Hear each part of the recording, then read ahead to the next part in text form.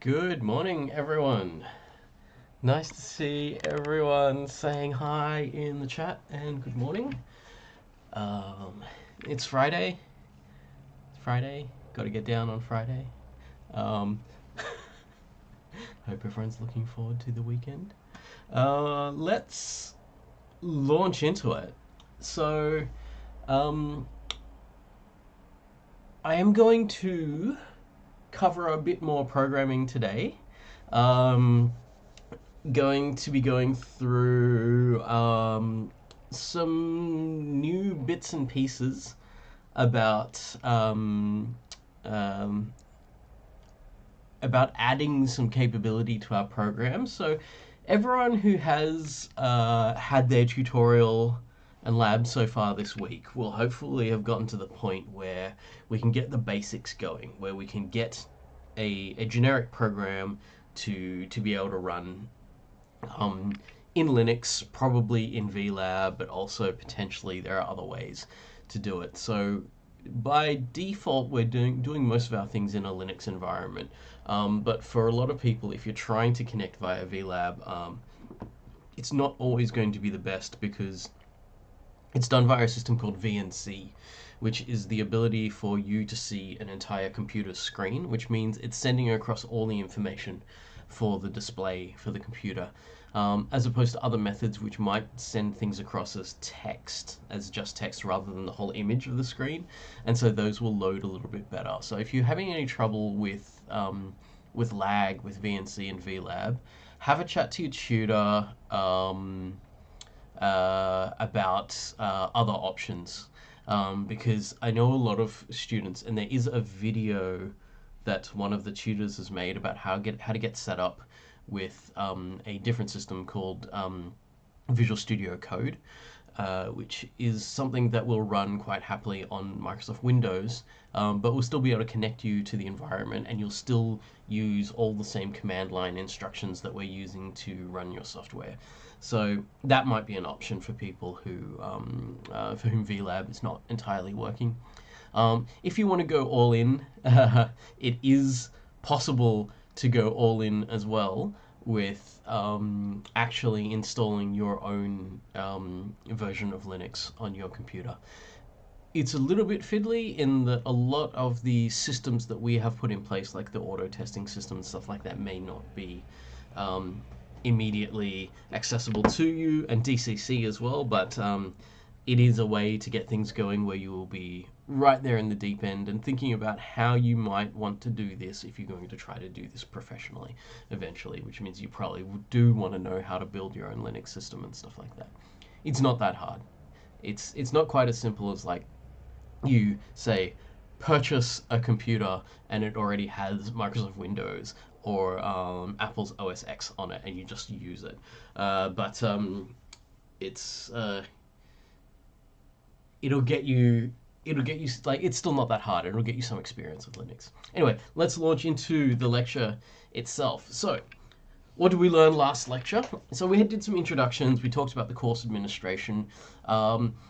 One thing that I'd like everyone to just be sure of is, where will you find help if you need help with the course? So we've got several points of contact that are going to be useful for this. If you just need information, it might be on the course website somewhere. If you need to ask a question about something, the course forum is probably one of the best places. You'll notice sometimes that if you ask your tutor a question, or if you email the admin address, the CS1511 address, we might actually tell you, we might not actually tell you the answer right there. We might ask you to ask it on the forums, because usually that means that the question's really good, and we think that more people are probably going to ask that question, or if we may actually have gotten that question from more than one person. So if anything, if we ever think that the answer for a question is going to serve more than one person, we like to put that question on the forum then, so that way we can answer it there and get more people getting a chance to see how things work. We talked about a few little tips on how to do well in programming, and then we launched into, I guess, what you consider the beginning of the course itself. A very, very quick look at computers and history. We glossed over so much there, by the way. I feel like if someone was to study the history of computation, it would be, you wouldn't fit it in a 10-week course as it is, let alone wanting to introduce a tiny bit of it here in this course. And then we had our very first C program, the Hello World program, and running that in Linux. I know that was a bit confusing to a lot of people because I dropped a lot of stuff on you at once. So I dropped the idea of command line interface in Linux, as well as here is C, and here are a bunch of pieces of C code and what they're for.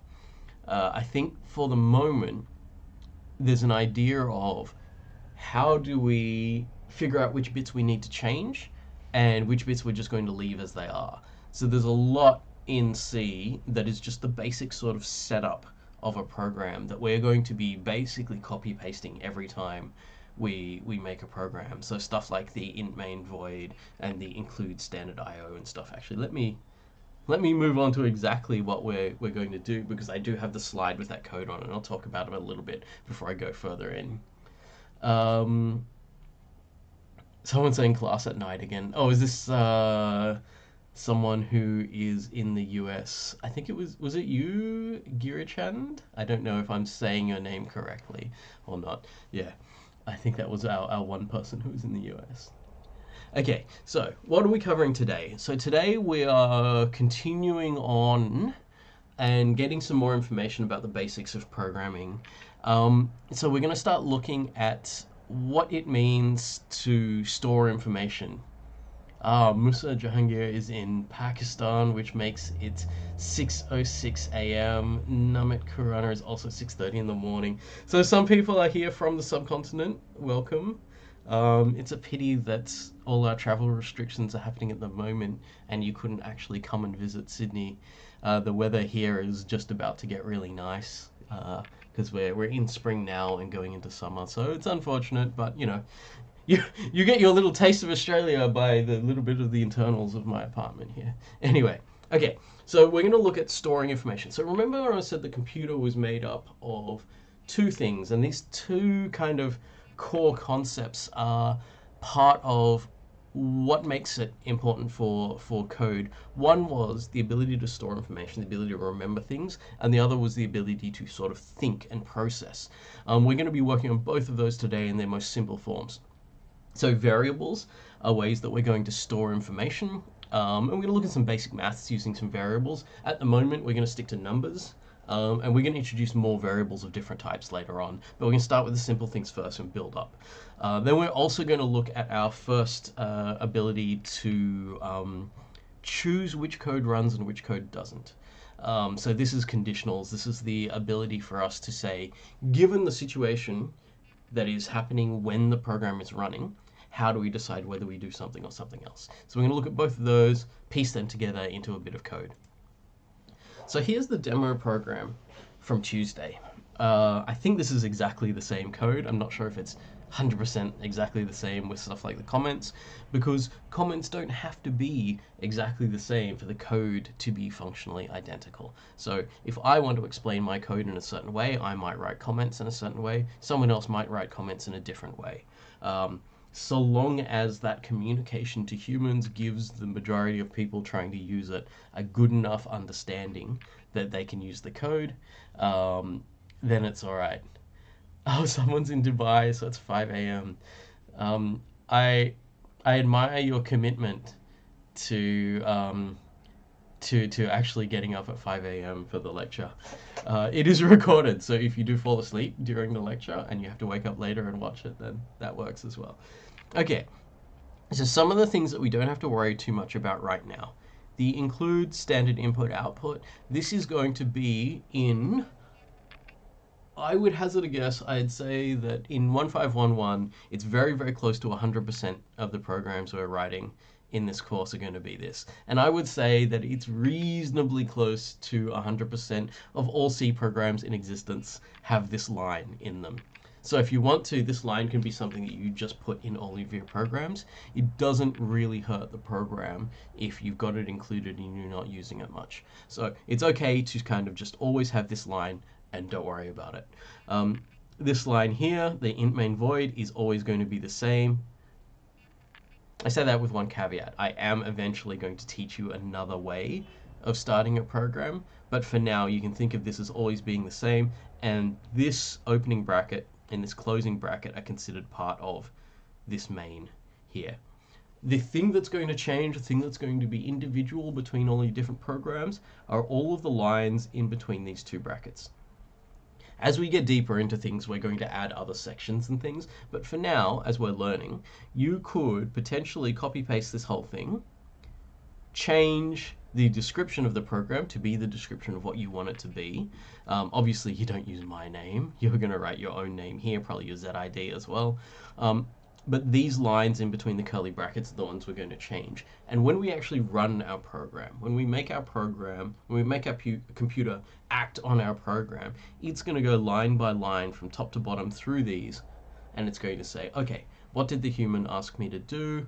I am now going to run this. So the first one is like print this information onto the terminal, and the second one is finish the program reporting that that this is completed correctly. So most of the work we're going to be doing, especially in the early stages of the course, is going to be taking all of this stuff and just replacing these instructions with whatever instructions we're going to have. It's not limited to 2 lines here. It's probably going to be a lot longer, lots of different things. Anyone who has had their tutorial lab so far this week will have seen some other options of what we can put in here, and also probably would have seen how this int main void and the include standard input output has been the same in all of your programs. So what I'm trying to get us towards is the idea that there's some of this stuff which is important to think about now, and some of this stuff will be important to think about later, but you don't have to worry about it now. When we're just getting to the grips with programming itself, just worry about what's inside the curly brackets here.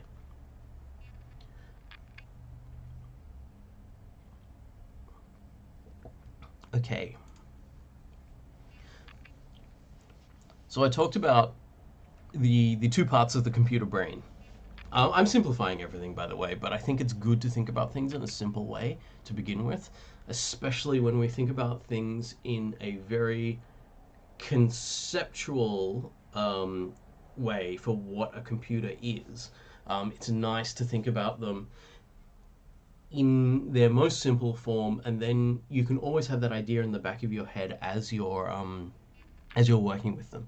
So 2 parts of the computer that we're thinking about using. One is the ability to remember information, and the other is the ability to process instructions and run them. So the first thing I want to talk about today is the ability to remember information.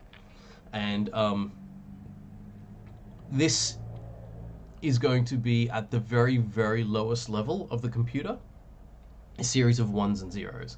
So people may have heard of binary for computers, and binary is a numbering system that only has the digits 1 and 0. But if you have enough of them, you can still represent the same kind of numbers that we use. So we're very used to a normal numbering system that has 10 digits. These are even called digits in some form of talking about them. Our numbering system is based on having 10 possible numbers, basically because of this physical capacity that we have, that the individual kind of counting of digits like this goes up to 10 before it goes up to the next level. So you get this interesting thing like this, that because of our fundamental physical level, having 10 things to count on, we've got a numbering system based on 10.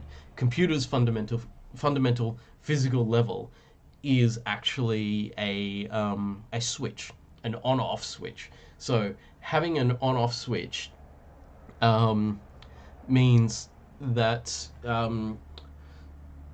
the fundamental counting unit of the computer is called a bit, a binary digit. So it can only be a 1 or a 0.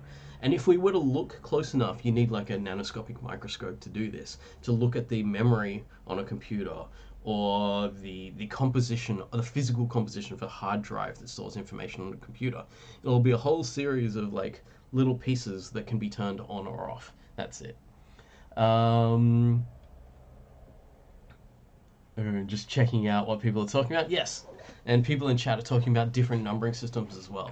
And we can use things like, there's a hexadecimal numbering system, which has 16 possible digits. People talking about a base 12 possible system. So these kinds of numbering systems, I think Not everyone, but nearly everyone who's doing COMP1511 will be doing some maths alongside it. So you will study these much more in other subjects.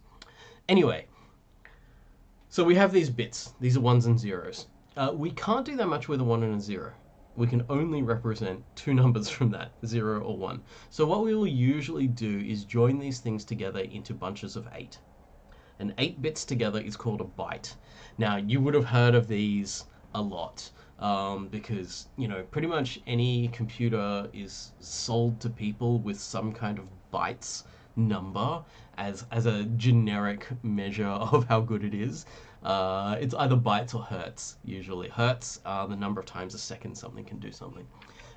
Those are dubious figures with which to purchase a computer, but they may help you. I mean, like, you can get something that has a certain number of megabytes or gigabytes of capability somewhere. It means its capability to store information. But that usually pales in comparison to what kind of era or generation of components are in it. I'm not going to go too much into choosing how to buy a computer. It's fraught with, marketing jargon and a constant upgrade cycle that makes it really hard to decide what to buy. I know we all get caught up in this a lot of the time. But what we're getting towards is the smallest collection of information we're usually going to deal with is a byte at a time, which is 8 switches that can be turned on and off. So if I have 8 on-off switches, that means that I could store a number up to 2 to the power of 8. So for each one of those that can be switched on and off, that's another option for what number can be represented. You can go into a lot of detail into binary encoding of numbers and how they work and stuff like that. We're not going to go into super great detail on that.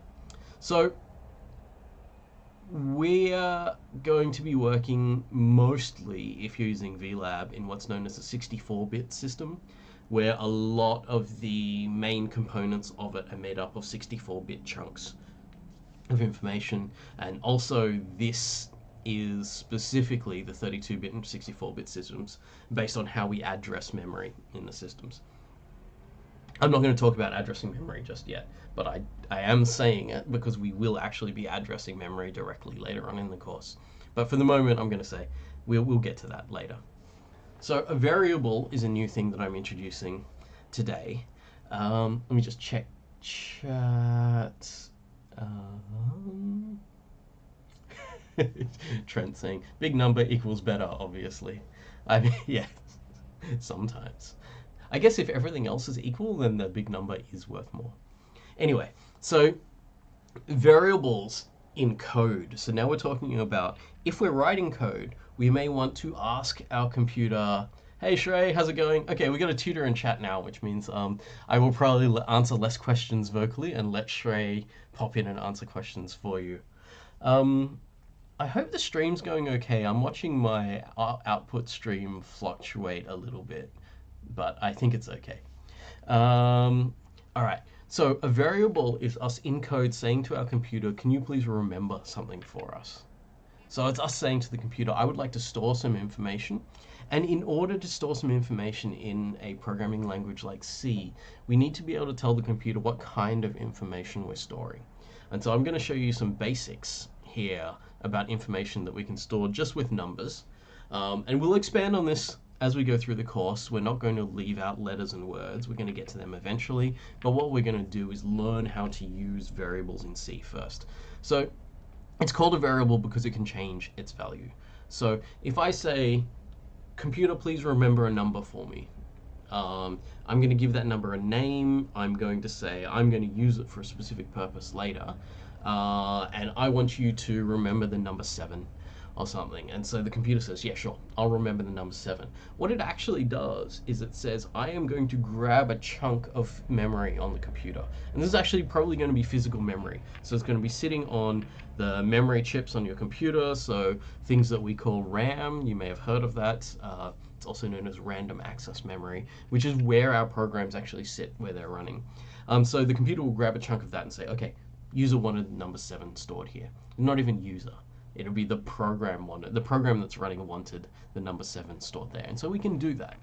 And what we're going to do is do this with two types of variables that we're working with first. One is an int.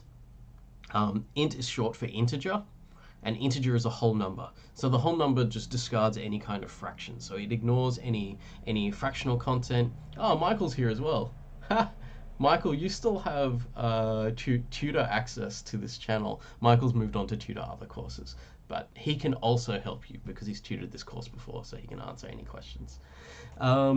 So the integer is complete numbers, and so when we're, say, counting objects or something like that, and we don't want to count fractions, integer's quite useful for that. If we're counting the steps that we've taken while doing something, integers are good for that as well. But we also have a double. The name double is slightly confusing because what it is a number with a decimal point in it somewhere. So all of these possible numbers have decimal points in them, which means they can store fractional content that the integers can't. So if we want something with like some kind of scientific level of precision or something like that, we use doubles for those. When we're using variables, one of the most important things to remember is the idea that we were coding sometimes for our computer, but we're also writing a lot of our code for humans. So we're trying to make sure that a human who is using our code can understand it, and that we ourselves can understand it after the fact. What's that there?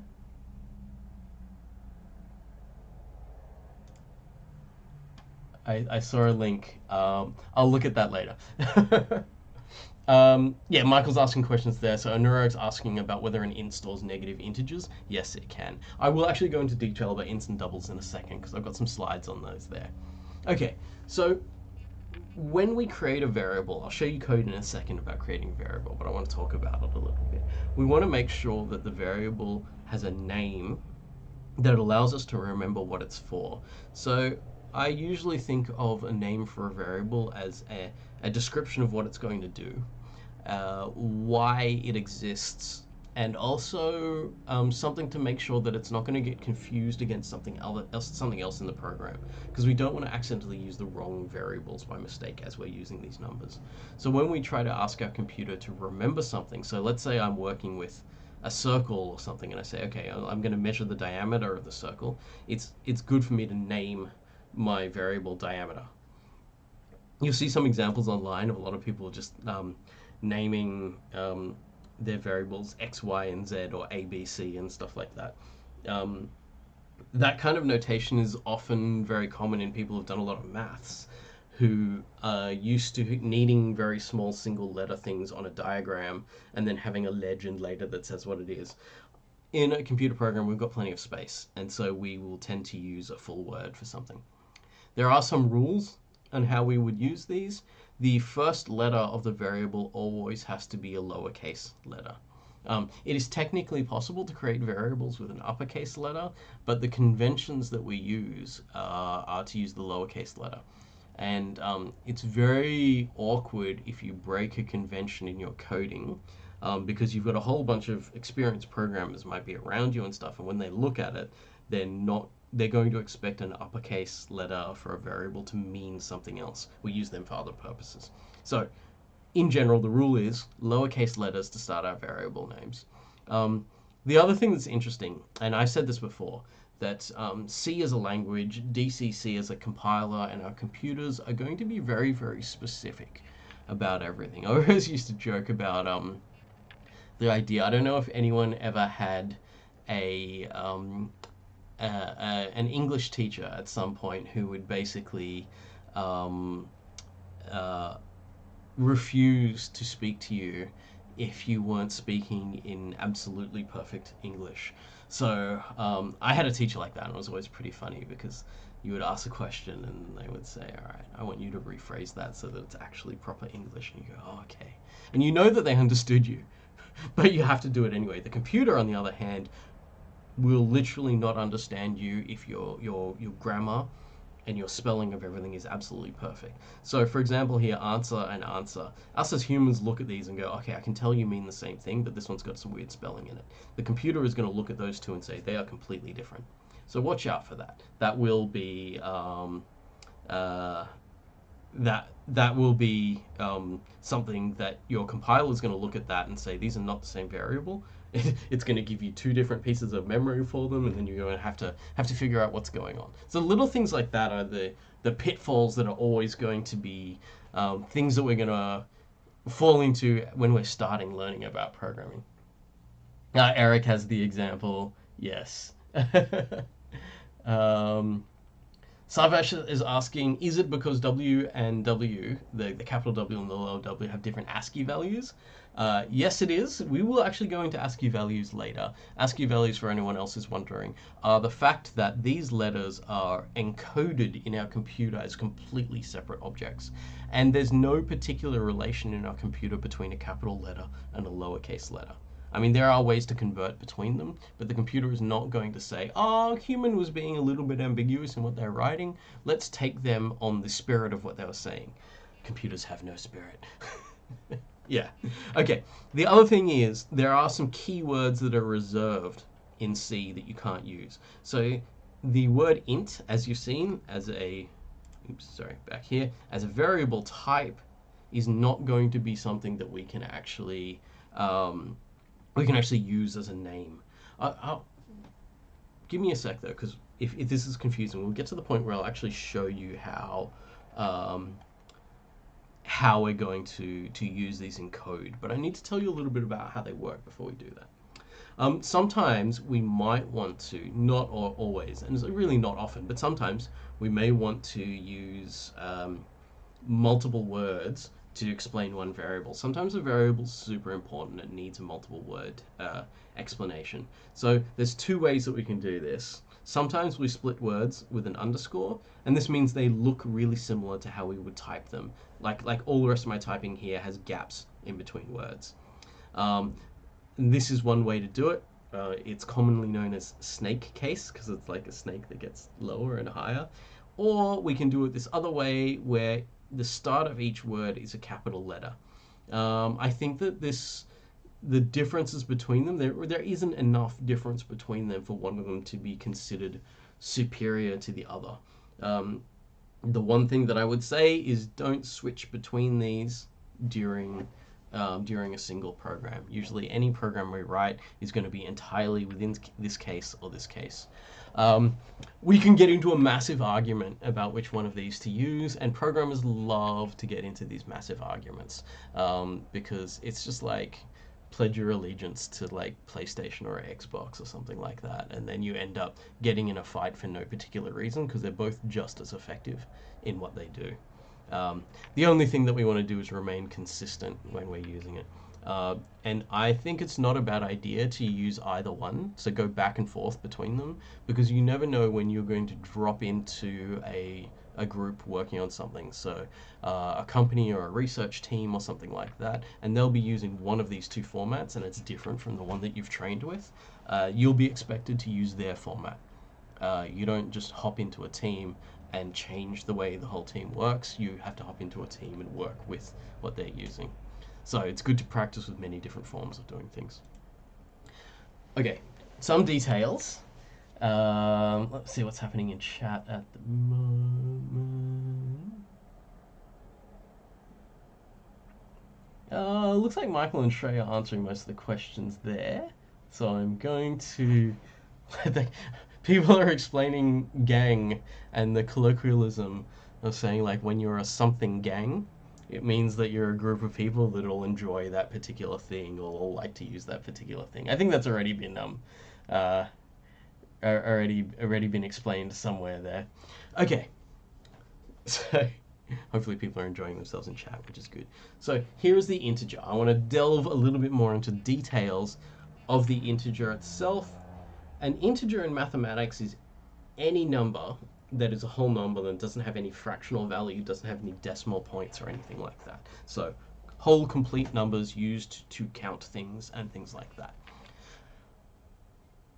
In C programming, and this is not going to be the same in other languages. Every language has their own really, really specific way of doing things. But in C, most commonly, an integer is made up of 32 bits, which is also 4 bytes. So remembering a byte being 8 bits. So 4 8-bit sections all joined together is 32 bits, which means anytime that we create an integer in our code, our computer is going to go looking in our memory for 32 bits worth of space and say, here is a chunk of memory that has 32 on-off switches.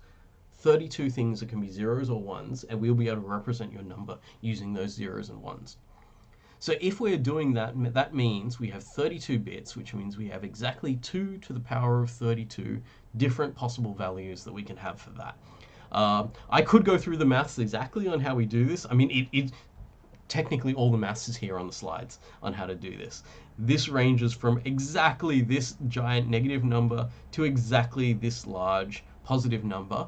So 2 to the 31 in the negative direction, 2 to the 31 minus 1 in the positive direction. That last minus 1 there is because 0 had to be one of those as well. So if we add up 2 to the 31 plus this one number here plus 2 to the 31 minus 1, we get exactly 2 to the power of 32 possible values.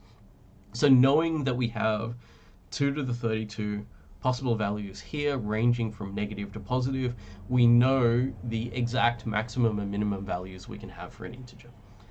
Most of this you don't need to know.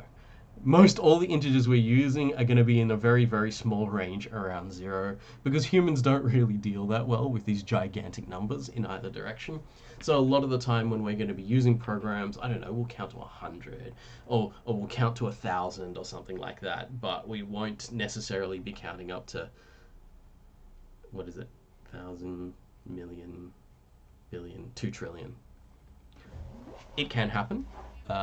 Sometimes we let our programs go up to massive numbers just because they need to, but that 2 trillion limitation is enough for most things that we're going to do. We can actually use these without really remembering these, but sometimes you need to check. A double is the other type of number variable we're going to be starting out with.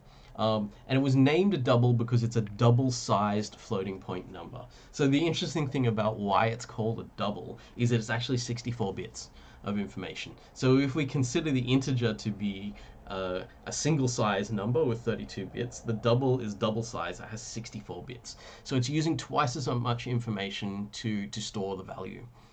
The reason why it's using twice as much information to store the value is when you're using floating point numbers, sometimes you need a lot of digits. So sometimes you want a very high level of precision with your number, which means you want a lot of digits to show exactly exactly the detail of a number that you've got.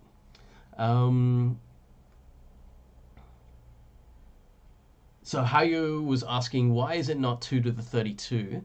Because we have exactly 2 to the 32 possible numbers we can have, which means we have 2 sections of 2 to the 31. One which goes negative and one which goes from 0 to positive. So when you add together 2 sections of 2 to the 32, it ends up, 2 sections of 2 to 31, it ends up 2 to 32. Don't worry too much about that. That's just saying that there is a maximum and a minimum value. You don't really have to know exactly what they are, but sometimes you might. Okay, so the floating point numbers.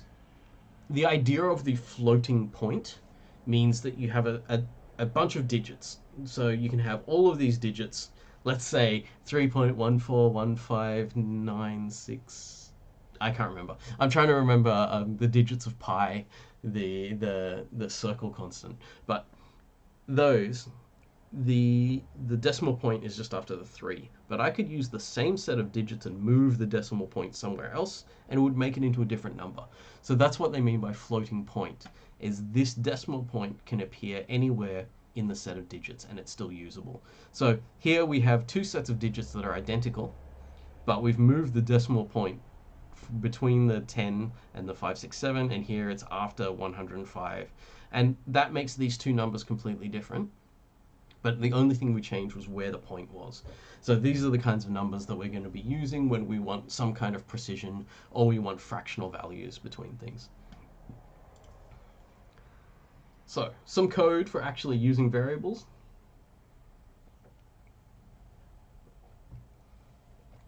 When we want our computer to start putting aside some memory to store some information, we say to it, first, this is the kind of thing that I want. So I want an integer. You may actually notice that the function here is an integer function. That means that the function's actually going to give an integer back later on. I actually shouldn't have talked about that. We'll talk about that later. We're not going to talk about those yet. Okay, so here let's just look at what's inside the curly brackets. If I want to make a variable that stores an integer, first I say this is the type of variable that I'm going to have. So the two types we have available are integer and double. We're going to see other things about types in C as we go along, and the type is us saying, please categorize our information in a certain way. So when I say int answer, this answer here is the human readable name for the integer. So I have said that the integer is called answer, which means that this is the name that I can refer to it again anytime I want to use it in the program. The integer is saying to my computer, I would like you to grab 32 bits of memory with which to store this thing I'm calling answer. In those 32 bits of memory, I will be setting the ones and zeros in some way or another so that they represent a number. We won't be thinking of setting the ones and zeros ourselves. We're going to be using numbers in our system. So we're going to use our base 10 numbers, and the computer's going to be able to deal with that. We can actually, people were talking about hexadecimal numbers and base 12 numbers and things like that. Excuse me. We can also do other types of numbers in these variables. But for the moment, we're just going to think about the normal human base 10 numbering system that we're going to be using here. So I can do what is called declaring a variable. This will bring the variable into existence in the program. So from this line onwards, I will be able to use the word answer and will access the piece of memory that was created when I said this. So that means somewhere on my computer I've got 32 bits of information and I'm storing a number there. If I want to set the variable to a value, I can say the variable's name is equal to this. Now, this is something that we're going to trip up on a fair bit, the equals sign. As we're using variables, we will come to the realization that equals is not the same in mathematics as it is in programming. So here the equals is not saying that these two are the same as each other. It's actually saying take this value and store it in here. So it's good to not think of the equals as a statement of fact like it would be in maths. Take it as a command in a sense, or an instruction where the equals says take this number and store it in here. So after this line, remember we're going line by line as we go down. So when we've declared it here, it doesn't have a value yet, which means it's just kind of in this state of not quite existing yet. We've got memory set aside for it, but we don't know what number is being stored in there yet. Once we have set it, we would call this initializing it. The first time we have given a variable a value, it's initialized, and in this case the answer is 42, obviously. I don't know if anyone's ever read any Douglas Adams series of novels. That's, if you have, there's a lot of stuff going on here about this. Anyway, so once we've set this, then on this line of code our computer will go into all those bits and flick those on and off so that they represent 42. And how the binary number represents 42 is based on the system that it's running on. Like, we have a particular way of doing it in C that's going to represent the number in a certain way. But I think that depending on your operating system, it may not always be exactly the same bits. So what we do is we just assume it's going to be a certain way and let our computer deal with it. So for the purposes of this program, once we've set it as 42, it's always going to be 42. It is a variable though, and the word variable means something that can change. So if it's something that can change, it means we can give it a different value. So I can say, all right, it was 42 before, now it's 7. And as I go through my program, I can give them different values as I need. So that means that I can store something, and if I want to replace it with something else, I can do that. So I can say, okay, the answer used to be 42, now it's 7. I can set it to other values if I like. We can also, if we want to, declare and initialize a variable all in one line. So I can say, here's a new integer. It's called answer2, so I guess it's the second answer for what we're doing. And immediately set it to 88. So this means that my variable doesn't exist in that weird flux state of existing without a value. I can make sure that in one line it has a value. So we can do it like that as well. Got some questions there. Shrey, it looks like Shrey's giving some specific answers there, so I probably won't have to look through those. I will continue delivering information to you over here. So this kind of code allows us to set up variables. There's some other stuff that we can do with them because we have already looked a little bit at printing information to the terminal. So if you've done your lab already, if you've had your lab ready this week, which I think is most people because there's less labs on Friday than there are on other days of the week, you would have seen some capability to print out information to the screen. And so we've got little things we've been making, little ASCII art, like art made out of characters to draw pictures and things like that, which is fun. But sometimes we want to not just have the same thing appearing every time, but sometimes we want to know what the value of a variable is. So we've got an example here where we set up a variable called number. Number isn't always the best word for a variable, best name for a variable, but you know, here there's not much going on. So we're calling it number equals 7, and then we're using printf. Now note we did use printf before here. Printf was just printing out these characters to the screen, these letters to the screen, and then this special one here, which was going to make the cursor, basically, as it's writing those letters, go down to the next line, so the new line character. The other thing that we can do is we can attach variables to this line of printing. So we can say, I would like a variable to appear on screen in a particular format. And so in order to say what kind of format it's going to be, we use this symbol here. The first one I'm going to show you is called %d. So %d is short for decimal integer. Now, it's kind of shorthand. There are a lot in printf. There are a lot of these % something symbols. And basically what this is saying is this symbol is going to match up with a variable.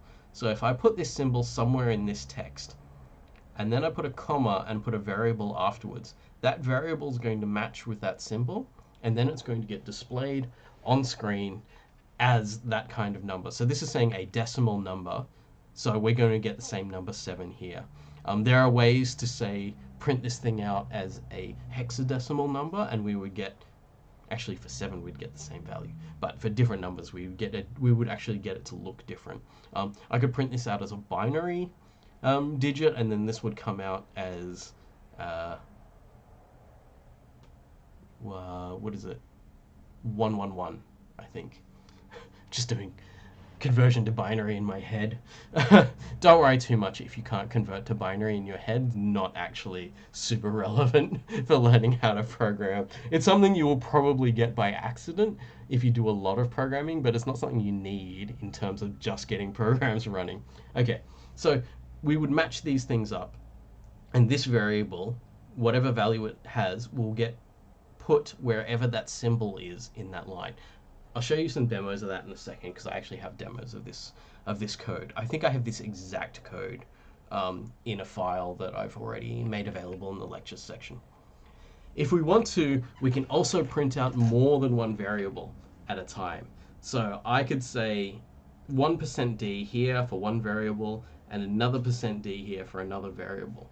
And then what we get with that is we say that if we're going to have multiple symbols for variables, we also need multiple variables listed here. And you can see how at this point we start to use variables by just calling them by name. So I've identified the variables by giving them a name, and then I use them whenever I want to use them with the same name. Again, spelling, right? If this isn't spelled perfectly, it's not going to match up. So it's going to want, so let me just, if I was to do something like this, we'd have an issue here. My computer would probably say something like, I don't know what this variable is. This is something that doesn't exist to me. So that's something about the spelling of things. I set that back so that I don't have that misspelling in a slide later on. I've done that before where one term I've said I've edited something and said, ooh, look at this, this could cause an issue. And then later on, I find that in the slides the next time I teach it, and I'm just teaching slides with weird errors in them. Okay, so the trick with the way these match up is whichever one is first in the list here is going to expect to be the first one after the comma. Whichever one's second in the list, we're expecting to be the second one after the comma. You're not limited to how many you can use here. As you've seen, we've already shown you one example where that uses no variables, and I've shown you an example that uses one variable and two variables. You can use examples that will you can write printf code that can use, you know, hundreds of these at once if you want to. I would suggest against trying to squeeze 100 variables into this at once. Chances are, if you're doing that many things, then there might be another way of doing it. In the theory that half of our code is for the computer and half the code is for humans, the more of these you put into the one printf command, the fiddlier it gets to read it. So this is something that we will have to make human decisions on, how we're actually going to put code together so that it is still very readable for us. Okay, so the %d was a symbol that I said meant decimal integer. It is not the only type of thing that we can print out. So we can also print out a floating point number. So this is the unfortunate thing where what we're accidentally doing here is delving through the history of numbering systems in computers and computer programming, so that, when we want to print out a double, so let's say I've got two variables here. One of them is an integer and the other is a double. When I have a double and I want to print that out, and I want it to be printed out with all of its decimal points represented, then I use a slightly different % symbol. So the %d was a decimal integer, and the %lf is what we use for a double. It actually means a long floating point number. That's what the LF is. And the long is the idea that it's got the 64 bits, which is the size of the double, and the F is for the floating point number.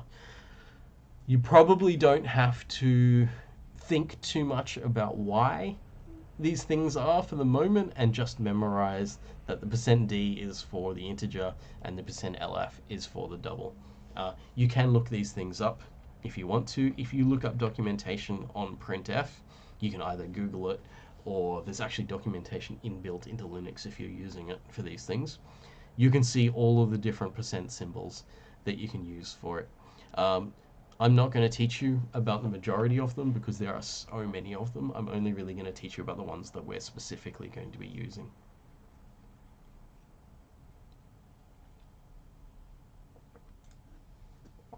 Okay, so that gets us to the point where, I'll just go back to the slide while I'm still talking about it. This gets us to the point where we can send information to the user who's using our program. So we can say, all right, we've got all these variables in the program. Here are their values. We can tell you what numbers were stored in the memory of these variables. So we can say to someone, here are all the variables in the program. We can print out all of these numbers with some adjoining text that explains what they are. So this gives us the ability to do stuff like the hello world. So the hello world was writing stuff to the screen. We can now write these values that we've stored in the program to the screen. The other thing that we might want to do is actually have, while our program is running, have our user type things in. So our user is going to type in some numbers, and we're actually going to read those numbers and put those numbers into variables. And so that's where we're going to use this new function here that goes alongside the printf, is this thing called scanf. And what scanf is going to do is it's going to read input that's actually typed in by my user. So printf says some information. This information will be displayed on screen when the program is running. And then scanf here is the next line. What this thing will do is it will actually pause the program in a sense. Like the program is not just going to run line by line when it hits a scanf. It's going to hit the scanf and it's going to stop there. And it's going to look at what the user is typing in and it's going to wait. So the user can type something in, and when they press enter, then that information goes into the program. Scanf uses the same percent symbols. These are things we call format strings that printf uses. So if I say %d, it's going to expect a number in a decimal system. So the human base 10 numbering system that we're used to. So digits 1 through to 0 made into a number with potentially multiple digits, right? So this is just the normal numbering system. And then what it's going to do is it's going to say, I'm going to put the information that I found that the user typed in, and I'm going to put that into the variable input. It's got this weird symbol here, this AND symbol. We are going to go into great detail about this symbol later on in the course, but for now, the AND symbol we can just think of as being used in scanf to tell scanf where this variable is. So if we use a variable by name, what we're going to get out of that is just whatever the value of the variable was. And at this point, we don't care about what the value is. We only care about which variable it is, and so we're using this here. For the moment, you won't use this AND symbol for anything else, but I thought I would at least start to explain it so that later on, when we look at it in more detail, we'll see it. Right now, you can think of this as just always put the AND in the scanf. So when there's a scanf, you put the AND in the input, and then this will link it back to this variable. So whatever word you put in here, it will link it back to another variable somewhere else in the program, and then it will read the input in this particular format. So this is a decimal integer, and it will write it into that variable. So we can do the same thing with the doubles. I'll move my mouse cursor out of the way. The LF allows us to read a floating point number and then put it into a double variable. So you can see I've got the name of the double variable that I'm reading into here and the format. So scanf then allows us to take information from our user. So now we're getting to the point where our programs up until this point, if they're running line by line, they've run the same every time we've run them. So every time we run our program, it just runs everything line by line. Now, if we're taking information from our user, that may change the way our program will run because the user is free to type in different kinds of information. Looks like Shrey's answering a lot of questions there. Cool. I think Shrey's covering a lot of your questions there, which is really cool. All Night is asking whether the first part of scanf will always require the double quotes. Yes, it will. It always thinks of it as characters that are being typed in on text. And so when we're thinking about text that's been typed in or text that's being printed, we usually use the double quotes for that. Okay, so at this point we know how we can send information to the user and we can read information from the user, which means we've got a fair bit of capability there. Another thing that we may use sometimes is we may store information that is not going to change. So a variable is information that can change. We can set a new value for a variable, but sometimes we might use something like a constant. And a constant is like a variable, but it's not, because we can't call it a variable because it doesn't change. It's something that's going to have a value set, and it's going to stay that value through the entire running of the program. So sometimes we will set up these numbers or values at the beginning of our code, and they actually happen before the code starts running. And what they will do is they will say, this thing will never change. So for example, I've got these two examples here of things that are sort of scientific values that will, that in the course of our program, or even the idea of human mathematics, these are not going to change for the entire length of running a program. Wow, I've got this still in my slides here. This is the first time I ever wrote this particular demo piece of code. Was over a year ago. Anyway, so this is hash define. So hash define goes before the int main void. So it's before the program's done. We can set up these constants that are going to have values that we can use, but we can't give them values. So they're very different from a variable in that they don't have a chunk of memory that is accessible to us to change how the bits are flipped. They do have a chunk of memory, but it's more like, oh, actually, no, they don't even have memory, now that I think about it. But they're values that are read from instead of written to. So anytime I use this capital pi, in my code, it's going to appear as this number instead of those letters. So one of the things that we do, and we name these differently from how we name variables, is we name them in all capitals.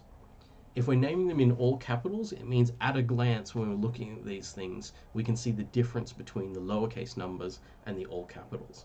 When we see the all capitals, we know that we can't change it. It's not a variable. When we see the lowercase, we know that it's a variable. We could give it a new value and things like that. Okay. We're also, especially since I've given you numbers, we're going to be able to work with the numbers that we have in C using arithmetical operations the same way that we would do in maths. I see we've got a lot of questions there about scanf and things. I am going to go through a demo later, so we'll show you how it actually works. And because I want to like just sort of drop a lot of knowledge here, and then we're going to use it later on today.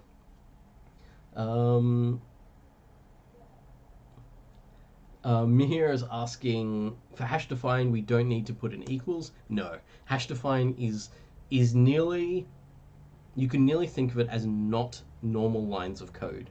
It's like a setup phase of doing our program. So it's actually just saying this symbol and this symbol are interchangeable in a sense. So it could be anything here, and then any time below where we see this symbol, it will get replaced by this.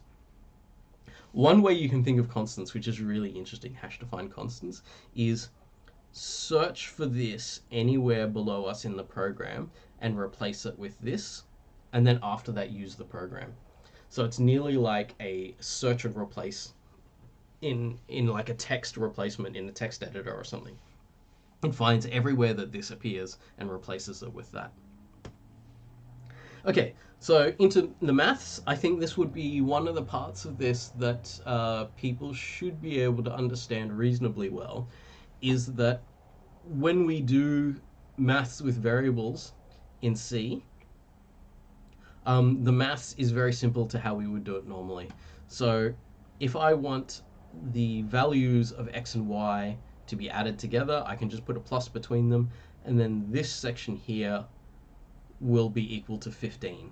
And then I can set whatever values I create out of these maths to be the value of a variable. So I say if the result equals this, what I'm saying is perform this mathematical operation and then store it in this variable. So remember, the equals does not mean that both sides are the same. What it says is, please take whatever's on the right-hand side, this is the right-hand side, so work out what this number is and store it in this variable. So if I say a variable equals something, what I'm saying is not that I expect them to be the same. What I'm saying is I'm asking my computer to put the value into that variable. Just the same way as normal maths, we use brackets to say do this first and then do this. The multiplication sign is the asterisk, the star. The reason that is we can't use an X, because we may be using an X as a normal letter somewhere else. So it's just a multiplication symbol. Otherwise, I don't think there's anything that should be that unfamiliar with using maths in C. There are more details on variables, but as we can probably expect at the moment, we're pretty deep in this at the moment. I just dropped a whole lot of content on you, so I don't want to go too much into the details. However, I have put these details in the slides just in case you want to go and have a closer look. I'll talk about some of these anyway. Um, Integers have the possibility of causing what's called overflow and underflow. So the way that the integers work is that, you know, we have that maximum value and that minimum value, the 2 trillion. If you're at the highest possible value, is that, okay, just to make sure that I'm visible here. If you're at the highest possible value and you add 1, the weird thing is it can't store that value. Oh, this is perfect. It goes off the screen. You can't store that value. So what happens when this goes off the screen is it comes back on the other side.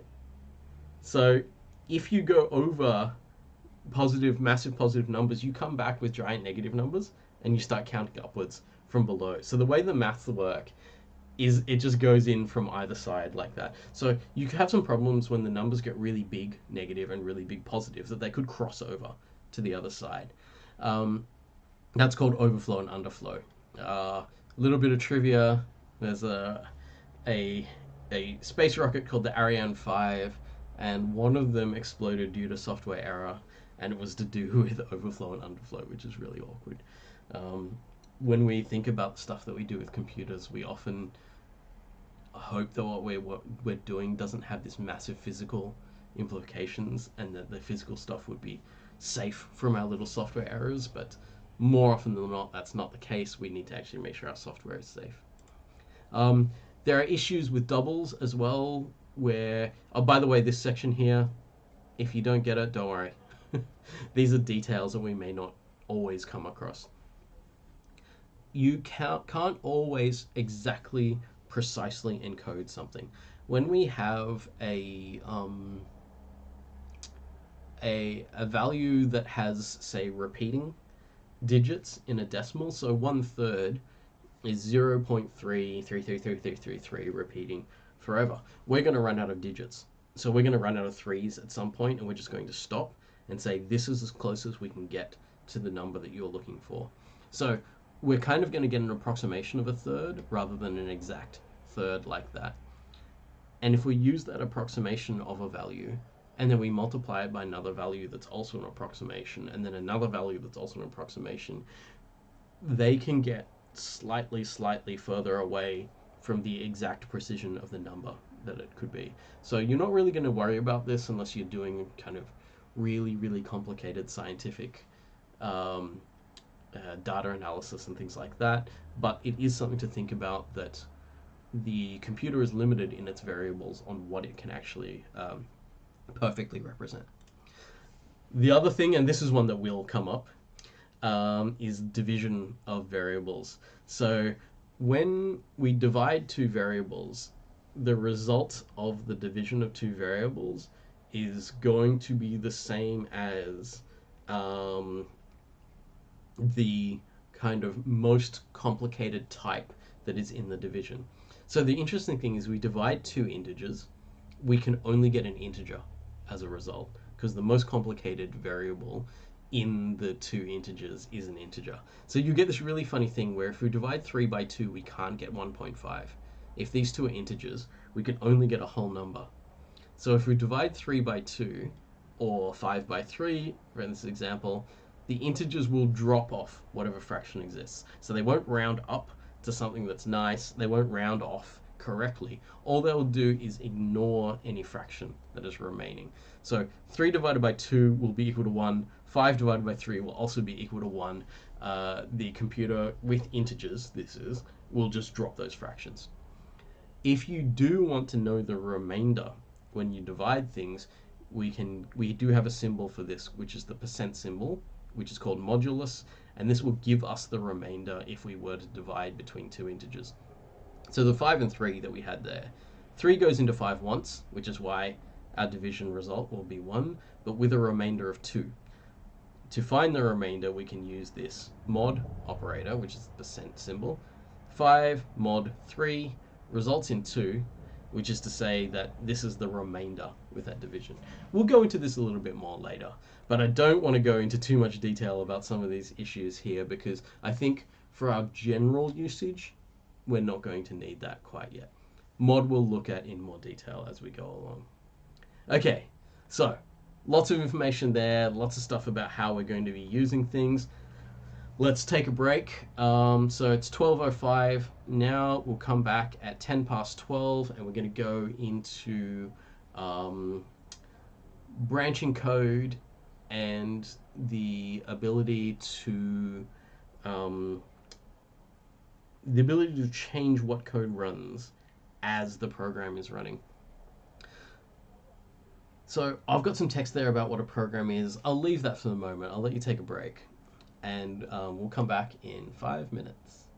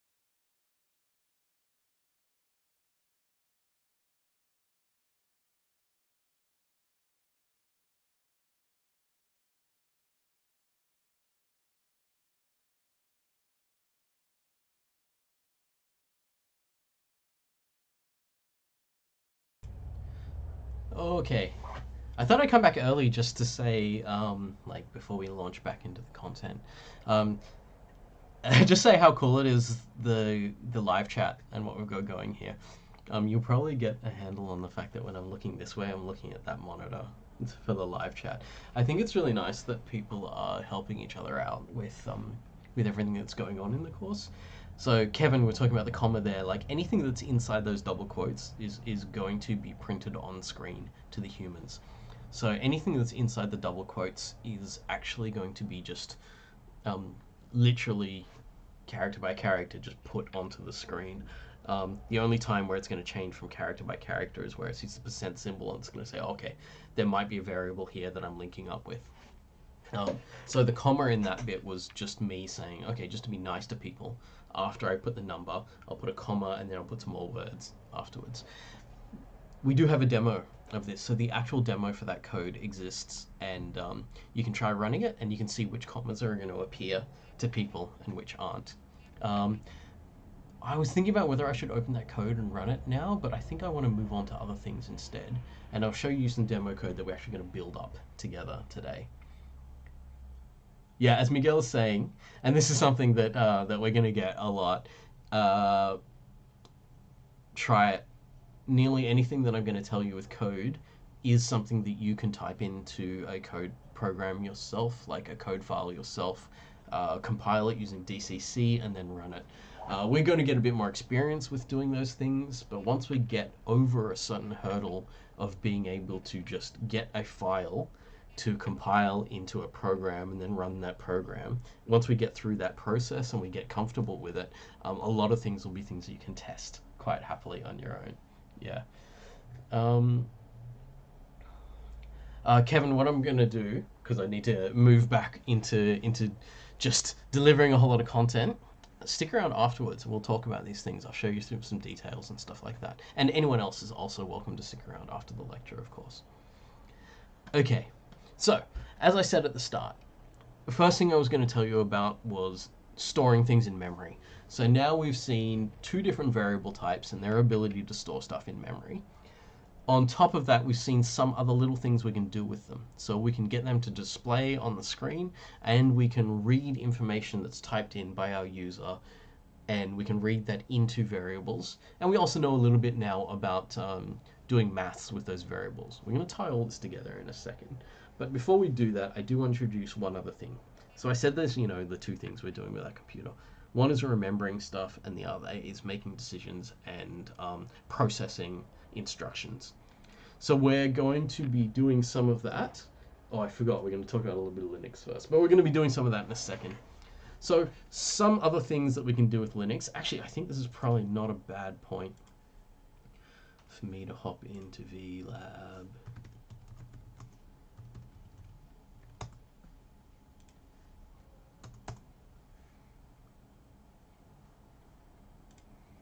Okay, so I've got my terminal here.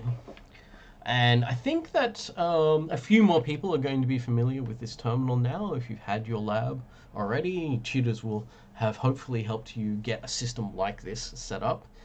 If it's VLab, that's cool.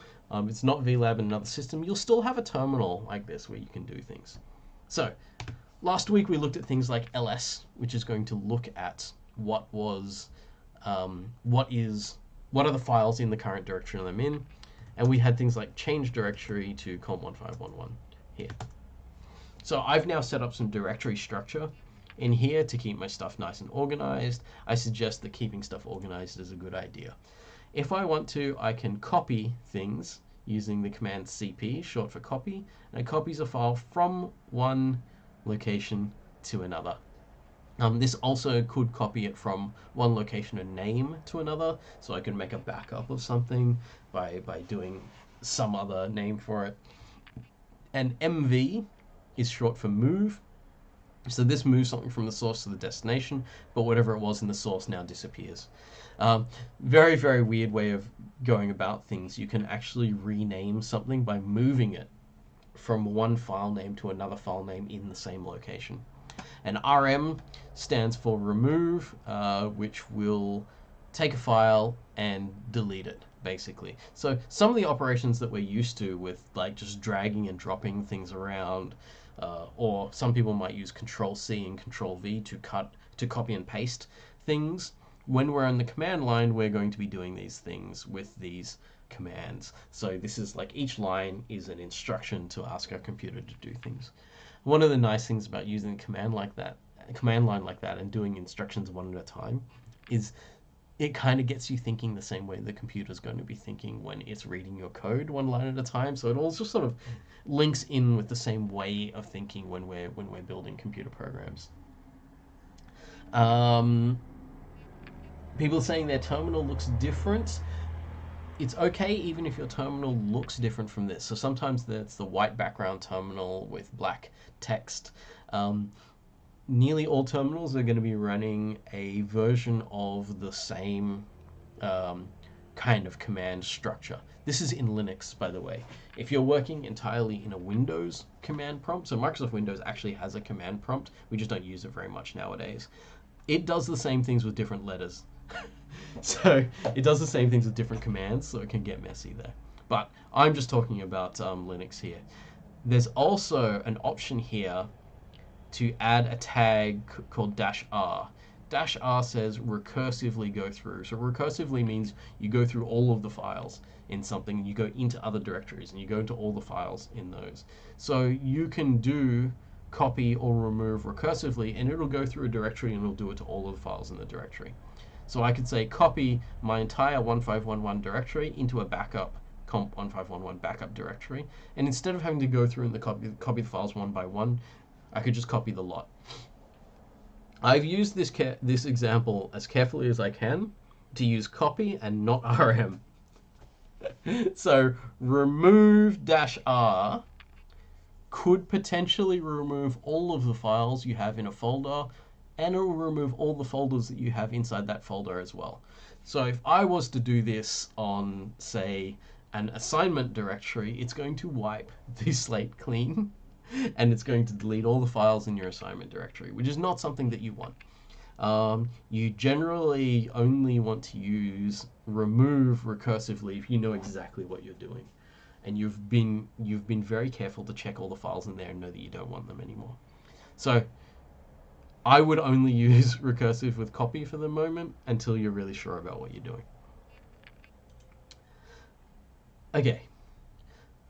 Actually, I was gonna show you some of these. So I guess let's go into our lecture 2 directory, and I've got a print demo here. So this is the thing that has all the code that I showed in the earlier part of the lecture. If I want to make a copy of this, I can say copy printdemo.c. I don't know if you noticed this. What I did there was I only typed some of the letters, so I just typed the first 3 letters, and then I pressed tab. Tab will attempt to autocomplete based on the file names in the current directory. So when it autocompletes, it might be able to just grab the file name. This is really easy because if I've only got one file in the directory, it's going to be really easy to autocomplete because I could just type in P and it would autocomplete. So if I want to copy this and make a backup of it, I'm going to use like a old school naming format that we had. It was BAK for backups. If I do this, it will copy the printdemo.c into another file called printdemo.back. If I do a directory listing here, I now have printdemo.back. Maybe I don't need that backup, so I'm going to remove it. And I'll show you this thing. I'll type in print. So I've only typed in the first 4 letters and I press tab. It has auto-completed that up until the dot because it's found 2 files that can be auto-completed up to that point, but now there's 2 options here. So I need to decide between those options. I can press B and then tab again, it will auto-complete for whichever one had that much at the beginning. And so I'm saying remove printdemo.back, which is going to delete that file. I go to my directory listing again, and now only the printdemo.c file is there. So that's a little bit of those operations. Okay, let's move on. I'm gonna not cover up that meme. I'm gonna be here next to this guy. Okay. Now we're going to think about how our code runs. So our code is going to run inside the main, inside the curly brackets there. line by line, one after the other. So up until this point, all of our programs that we've been doing in our tutorials and things like that, and the demo from Tuesday, will just follow that structure. They'll do one line, then another, and then they'll keep going. The if statement, this conditional statement that I'm going to tell you about now, is our ability to actually turn on and off different sections of our code, or you can think of it as going down different branches. So you reach a decision point and you say, if this is happening, then I'm going to go this way. If it's not happening, then I'm going to go another way. So let me show you a bit. I'll just move my face again. Now we go back to the other slides. This is the code for the if statement. So I put some comments here to explain what it is, but this is the key word. The key word is the word if, and then it will always have this kind of format where the first thing it has is normal brackets. So these normal brackets here will have some kind of expression in it. So this will be some kind of statement of code in here, and there are actually many options for what this can be, but the way I like to think about it is the expression that's in here is a question. We're going to ask a question, and based on the question that we ask, we're going to get an answer. The answer is either going to satisfy us or not. If we are satisfied by the answer, then the code statements that are inside the curly brackets will run. If we are not satisfied by the answer, if it does not give us what we want, we're going to skip all of these code statements and go to wherever the curly brackets closed and then continue running code from there. So what the if statement can do is it can wait until, like, you can run all this other code that might be in the program, and then you get to this point, and then you say, at this point in time while the code is running, what's in this expression? If it gives me the answer I want, then we can run this stuff. If not, we move on. So it's like this code that's inside the curly brackets here can be turned on or off. It'll run if we are satisfied with the expression, or it will not run if we are not satisfied with the expression. I'll tell you what that means in a second, because the program doesn't get to decide on whether it's satisfied by an expression or not. It's going to be really specific about this, and so we'll look at that now.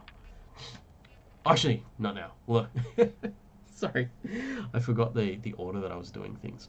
Let's look at the control flow first, and then we'll talk about exactly how that works. Although I do have the details in here now. We also have the possibility of an else. So this is us not just saying we're going to turn on or off code. This is us splitting into two forks. This is saying I could do this, else I could do this. So we have this expression. Up until now, I have only shown you integer values. I've only shown you numerical things with maths and stuff like that. But what I'm going to tell you is this expression here can be a number. And nearly everything that we're going to do in C is actually going to have numbers involved. So this means that this expression could be lots of different things ending up as a number. The way we're going to do this, these expressions, is in a true-false way. And in the true-false way, we're going to think of it as a 0 is false and any other number is true. So the 0 is the only thing that's going to cause this thing to fail, and everything else is going to say we're satisfied with it. In general, we're often going to be thinking about these as 1s and 0s. So the 1 is true and the 0 is false. So if this is true, then we run what's in the if statement. If it is false, then we run what is in the else statement. So this means that only one of these two bits of code can run. And it will be, if we're satisfied with the expression, the first one runs. If we're not satisfied with the expression, it jumps to here and says, okay, else this. So this is our way of saying there are two ways we can go at this point, and we will go exactly one of those two ways. We can never run both of them, and we can always run one or the other. We can get deeper than this. We can chain these things together. We can chain these things continuously forever. You can keep using these else-if expressions if you want. So we can say, okay, ask the question. If the question is true, this thing runs, and then none of these other things will run, and we'll skip over to the end. If the expression is false, we will go to this next one. and we'll say, okay, expression 1 was false, but we also need to check this second expression here. If this is true, then this one runs. So if this is false and this is true, this one runs. But if this one's also false, so if it gets a 0 on both of these, it goes, okay, both of these ifs failed. We will not do what's inside each of these. We'll skip to this else and go here. So this is like me going through a whole list of possibilities and saying, okay, we could do this, or we could do this, or we could do this, or we could do this. And each time we want to check the conditions to see whether we're going to do these things or not. So we can chain these things together, and it gives us the ability to make decisions about which code we're going to run and which code we're not going to run.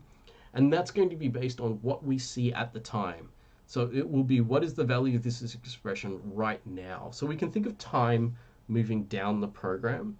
So it's going through the instructions one at a time. Yeah, and so this is our structure to say, okay, maybe this, maybe this, maybe this, depending on these questions. So if we have these questions, these expressions that we're talking about, we need to then say, what questions can we ask there? What questions can we ask in those expressions in order to get the possibility of these true or false operations? And that's where we get to these things that we call relational operators. Let's go to see if there's questions there. Oh no, I think Shrey's answering those questions. Yeah.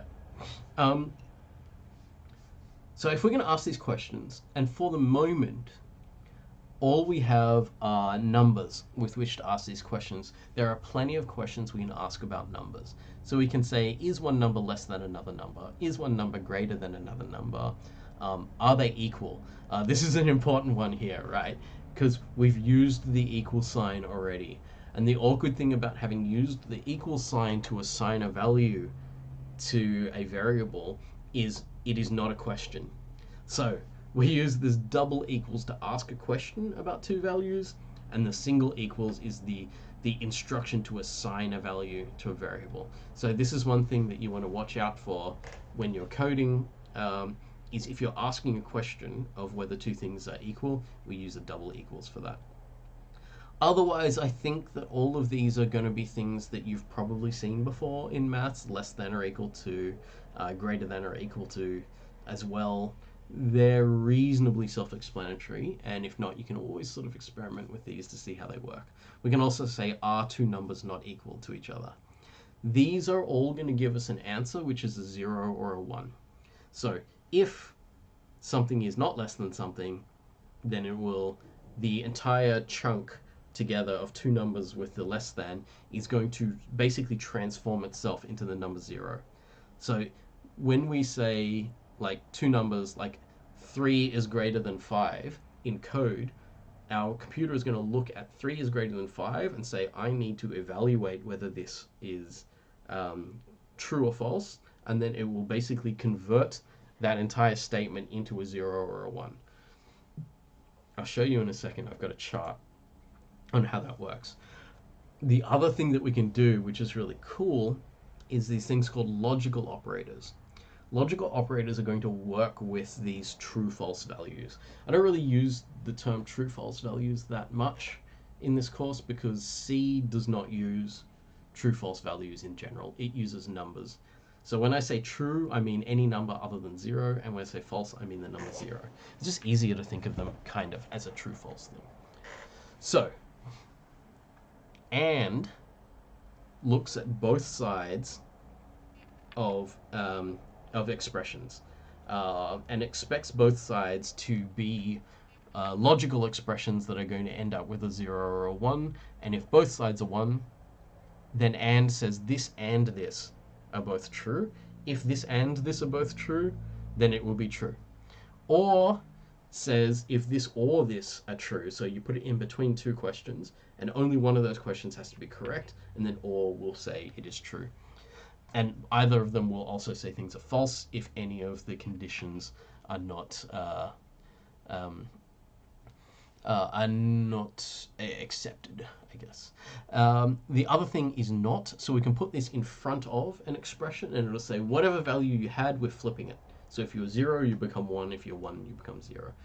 So a lot of this is sort of basic sort of question logic where we say this these questions can have true false values and we can flip them, we can combine them in different ways.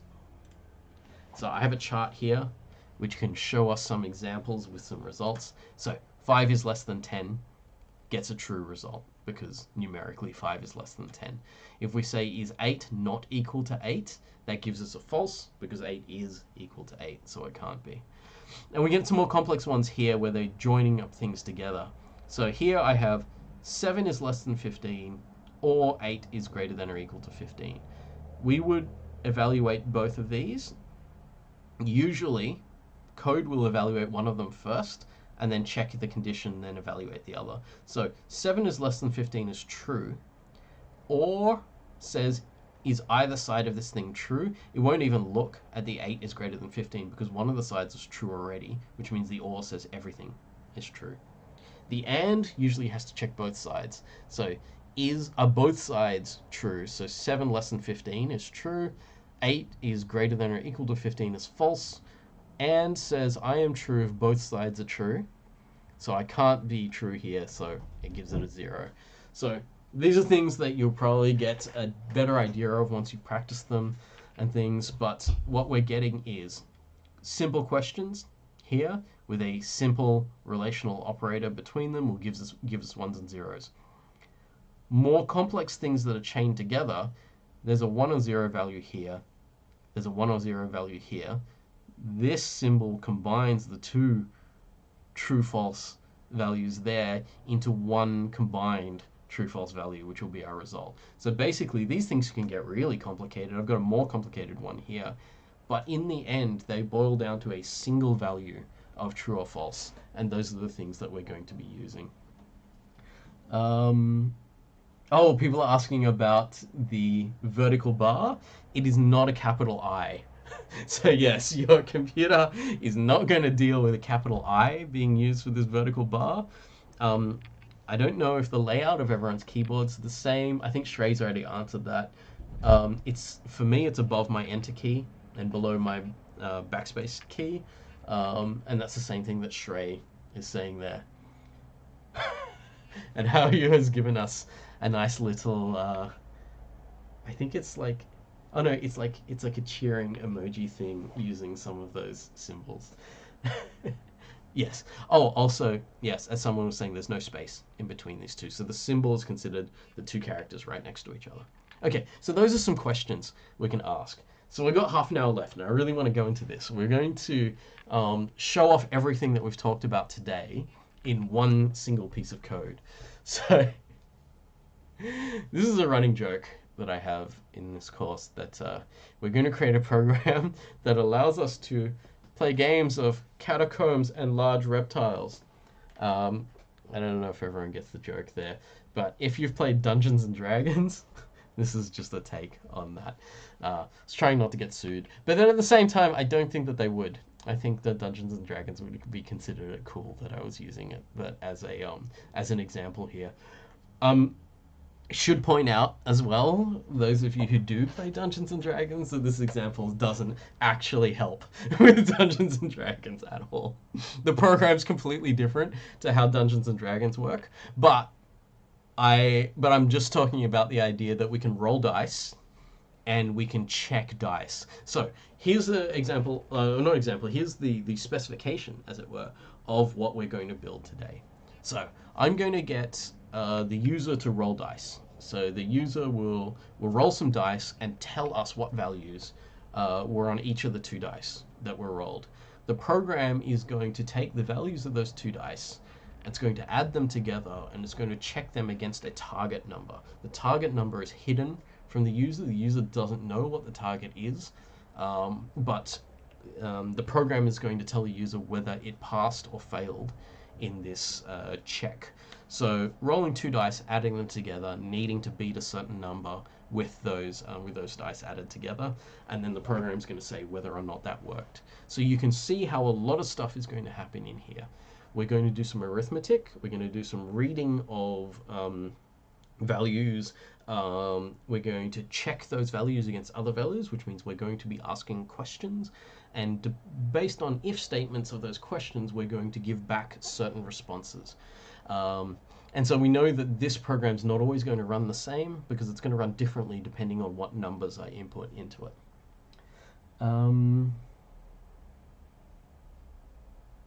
People are talking about style marks. Yeah, Rosie was asking about whether we squish everything together or separate it. Usually we separate everything around mathematical operators because it makes it easier to see which components are connected to each other or not. Usually if there's no white space between components, we consider them to be connected in some way, but often we will spread things out so that it's easier to just identify individual pieces. Okay, let's get into this.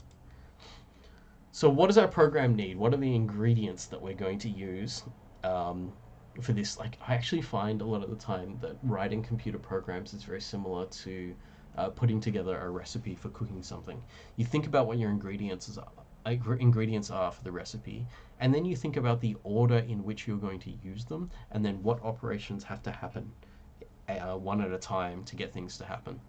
Our first programs that we're going to run are just going to be one thing happens after the other, and then we check if something's happening or not. So, has the water boiled? If the water has boiled, put the pasta in. You know, you can do things like that. So it's like, at this point in time, do this or don't do it. Yeah. When you get really, really deep into programming, you can run 2 stoves at once and a rice cooker and all this other stuff happening at the same time, and you can like parallelize and stuff. We're not going to do any of that in COMP1511. We're going to grasp the basics first before we start doing those multiple things. But anyway, let's think about the things that we need to put things together in order to get everything we need out of this program. So one thing, we need to tell our user stuff. We've got that with printf. We need to read a number in from the user, and we learned about scanf today, which we're going to use. We need to add those numbers together, which I didn't even say here, so we need some maths. We need a way to compare that total against the secret number that we have, and that's going to be our relational operators. We're going to be using like a greater than or greater than and equals to, depends on how it is. We're going to store a secret number. I might use a constant here just to show the difference between the constant and a variable. And if we do meet that number, then we will need to use if and else statements to decide whether or not we're going to run something. Okay, I'm going to jump out of the slides here because I've got the slides here and I've got some demo code and stuff all through the slides. So if you want to go back, you can work with everything that's on the slides. But what I'm going to do is I'm going to do everything live instead. You'll find I will do this a lot, which means that at this point in time, I may diverge a little bit from exactly what's on the slides, but functionally the program's going to end up the same.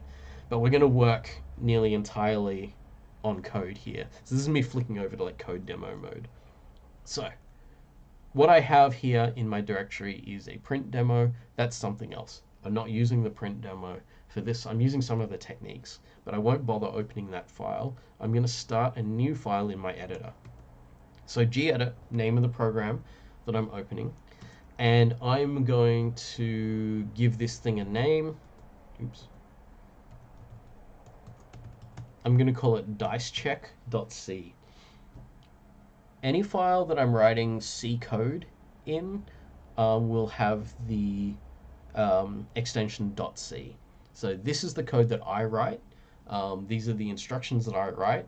But then when I compile that, so when I use DCC on this to transform it into a program, then it won't have .c on the end. So .c is our way of saying this is C code, and then the stuff that doesn't have .c is like, this is a program that runs stuff, and it's not really necessary to think about whether it was written in C or not by that point. Okay, the other thing, I'm going to put my and on the end here, which keeps this window active, so I'll be able to reuse this window as I'm doing things. All right, so here's my gedit window. It's always really funny because some people call it gedit and some people call it gedit, and I have not been able to find out a convention on which one it actually is. So what I like to do at the beginning is I like to actually just talk about what it is I'm creating. Dice checker. This is going to take 2 dice worth of input from a user add them together, and check them against a target number.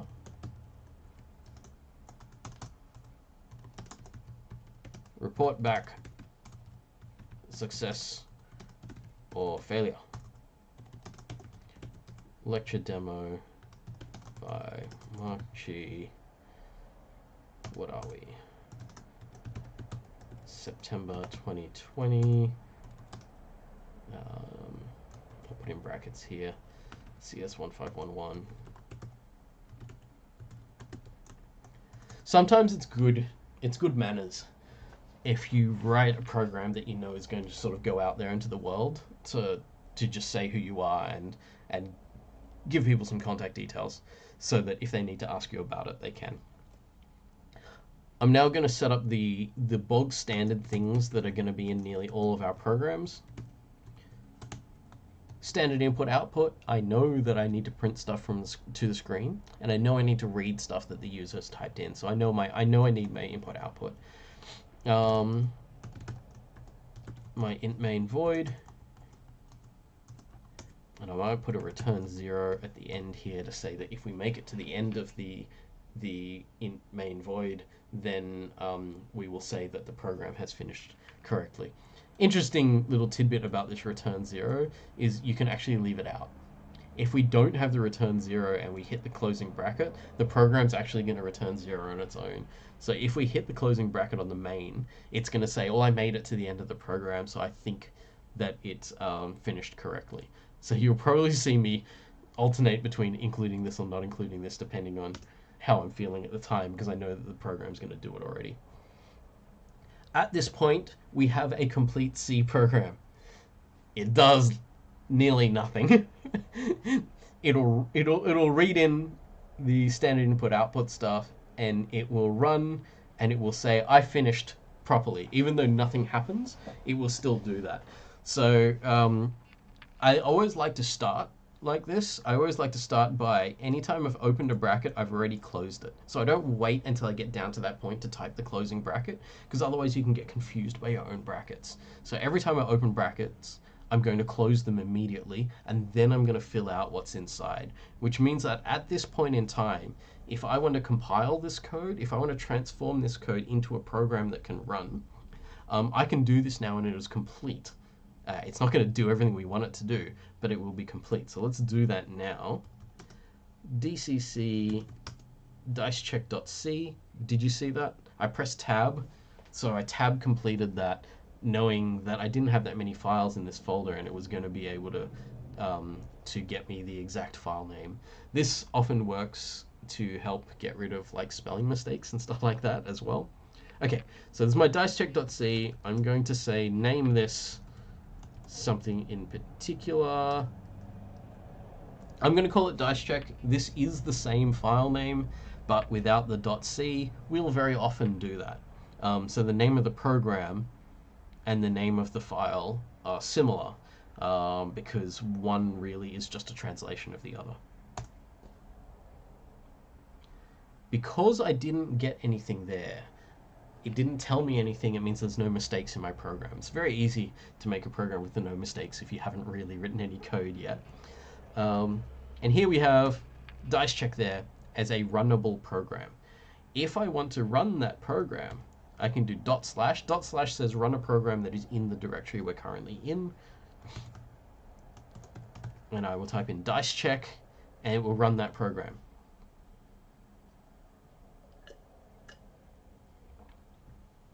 We're not seeing any evidence of the program running, because all it did was nothing and then finish.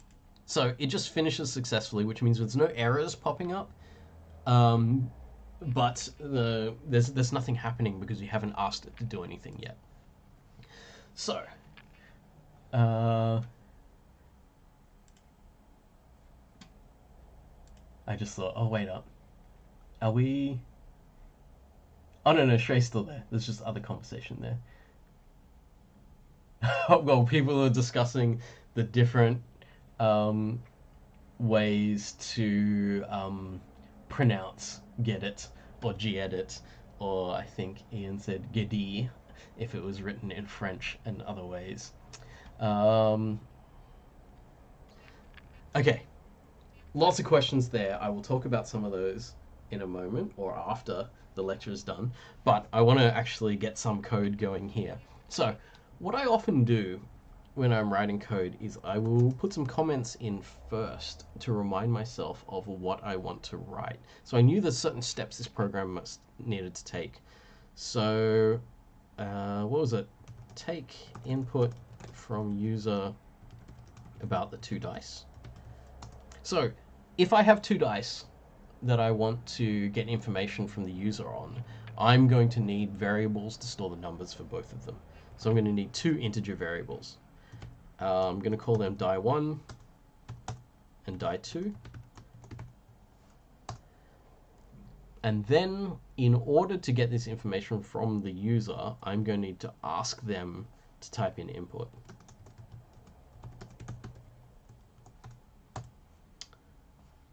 To ask the user something, I'm going to need to do a printf. So the printf is going to put something on the screen to prompt the user to do something. So I'm going to say, please type in the value of the first die. I could decide whether I want them to type in something on the next line or this line. So let me show you typing something in on this line. So I'm going to put a colon there and a space. And then the cursor where the user is going to start typing stuff in is going to be sitting right there on that same line. If I did this instead, then the cursor will move down to the next line, and that's where the user will type in the number. Oh, I should point out, don't worry about this stuff. Getit will throw up a whole bunch of warnings, but they're not super desperate warnings in the background. These warnings come from the autocomplete that happens inside gedit itself. Did I just call it gedit and getit in the same sentence? I think I did. Yeah. So don't worry about those warnings that come from gedit itself. They're not anything to worry about. That's just when it's trying to autocomplete and it can't find anything. Okay, so if I'm asking the user to type in the value of a die, I then want to scan it in. I just say ask for and read input about die1. So I'm expecting an integer. I'm expecting a die to have, say, 6 sides. I've got a couple here. Not the best example because you can't quite see them, but a friend of mine made these dice out of resin. So we'll use these in a second when we start rolling. Okay, so if we're scanning in a die, let's say, for example, it's a 6-sided die, so it's integers. It's not a die with fractions on it. I have never seen a die with fractions on it, but that could be interesting. So the input that's getting typed in, we're expecting to be a decimal integer. We are then going to put that into the first variable. To put that into the first variable, we say, what is the location of the first variable? So we use the and die1. So this should get us reading in the value of the first die. Now, what I'm going to do now is I'm actually going to test whether this little section works. It's good to write small bits of code, make sure they work, and then write other bits of code, rather than trying to write the whole program and only testing once you've got the whole program. So I'm going to do a little test now. I'm going to put a printf here, and I'm going to say test die1 is %d. Again, it's going to be a decimal integer, and I'm just going to put a new line after that to end that line. Then I need to say which variable matches up with this %d, which is die1. And I'm going to save that. I just press Control S to save that. I have to kind of say what I'm typing sometimes, so that you know. So having saved that file, if I come back here, type in ls, I've got my dicecheck.c there, should be the new version. I have the backup just in case I need it there. And so this file and this file and this is no longer a direct translation of this file. It's a translation of an older version of this file. So what I need to do is create a new version of dice check by compiling this again. Dicecheck.c, output file, tab complete that to dice check, and this is going to create a new version of it. Oops, we have a warning. Warnings are a compiler telling us that yes, this program will still run, but there's definitely something wrong with it and we need to think about that. So the thing it's telling me it's wrong is die2 is a variable that I've created and never used. Which means it doesn't need to be there, which is true at the moment because I am not using it. But I think I'm going to use it in the future, so I'm going to leave that warning there rather than trying to fix it for now. There'll be two different things that you're going to get when you compile. You're going to get warnings and errors. Errors mean that the program can't run at all. Warnings often mean that the program shouldn't run because you've got something weird going on. But anyway, for the moment, this is going to be okay. So I'm going to run my dice check. And it's going to say, please type in the value of the first die. I'm going to roll one of these. I got a 6. Test says die 1 is 6. This is good. This means now I know that I read in a 6 and it was stored in the variable die 1, and that worked. So I've done my little testing here that says, okay, that thing worked. I don't really need that test anymore, so I'm going to leave that. But now I'm going to add in the second die.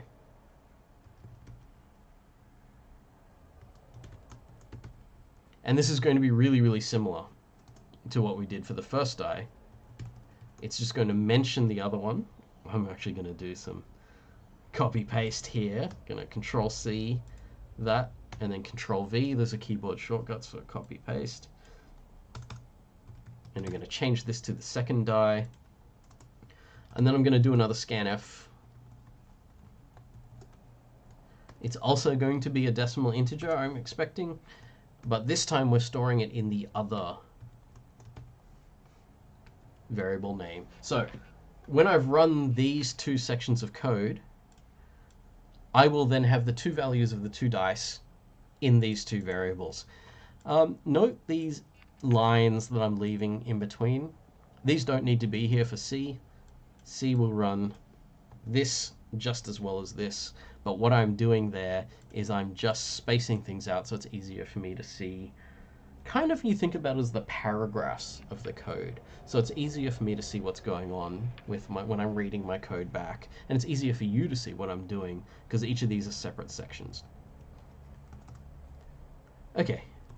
I'm going to report the total because I think it's nice to let the user know what's going on. So I'm going to printf. And, oh, actually, you know what? I'm going to need that total because I'm going to need that total to check against things. So what I'm going to do is I'm going to say calculate and report total.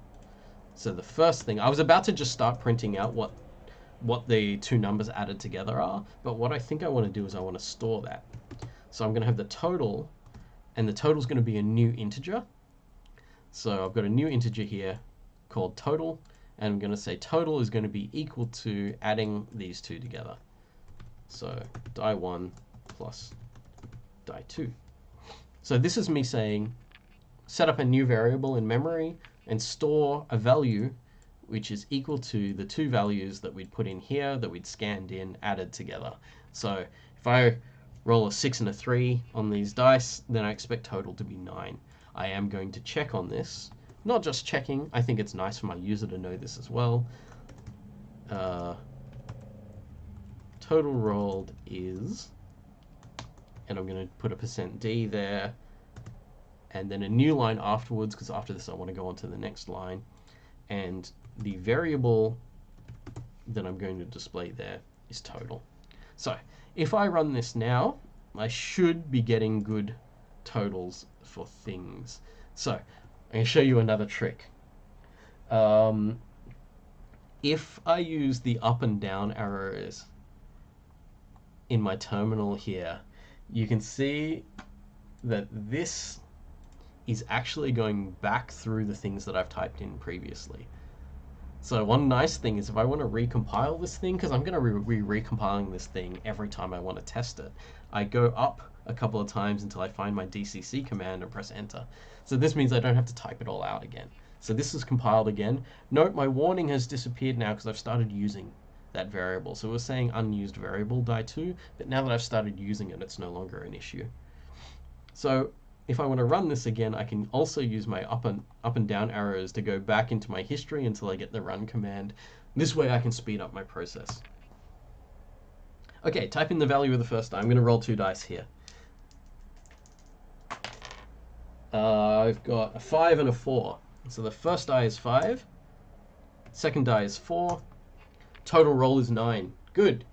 That's a reasonable chance that this is working. I'm never going to say this stuff is working. I know programming too well to assume that everything is working, but at least one example there shows that this is most likely working. Considering how much time I have left to show you stuff, I'm just going to move on rather than testing this thing really well. Okay, now I'm going to say check against the secret target value. What is the secret target value? We haven't set up a secret target value. So I am going to go back to the start of my code and I'm going to say, let us put together a constant. So a defined constant, and I'm going to say this is target. I could just call it target actually. I could call it target value if I want to. And I'm going to make that a 7. Just because I happen to be rolling 2 6-sided dice at the moment, and 7's a good number for 2 6-sided dice. If we were doing this in a particular game context or something like that, then this number would have to be based on the situation that we're in. For the moment, you know, I'm just making something up so that we've got something to test against. So we're testing against the secret target value. In order to check whether we have or haven't beaten that, we need to ask a question. So,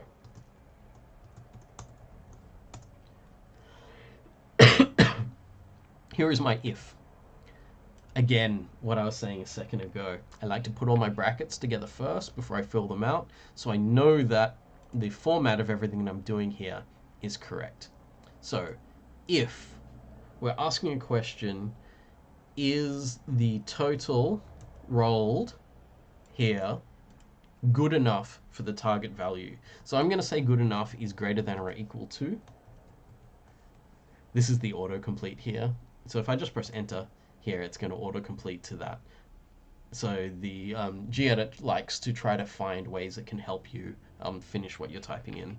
So if the total is greater than or equal to the target value, I'm going to write success here. Just in case we have other situations that we need to keep track of, we would then do something. The only other option that we have, if we haven't succeeded, is an else here, and this is also why I put these comments, because the else doesn't say anything about what it was testing. The same way the if says exactly what it's testing, the else is all other possibilities. So if you don't succeed in this case, we have a failure. So what I want to then do is I want to say something if we succeed. So printf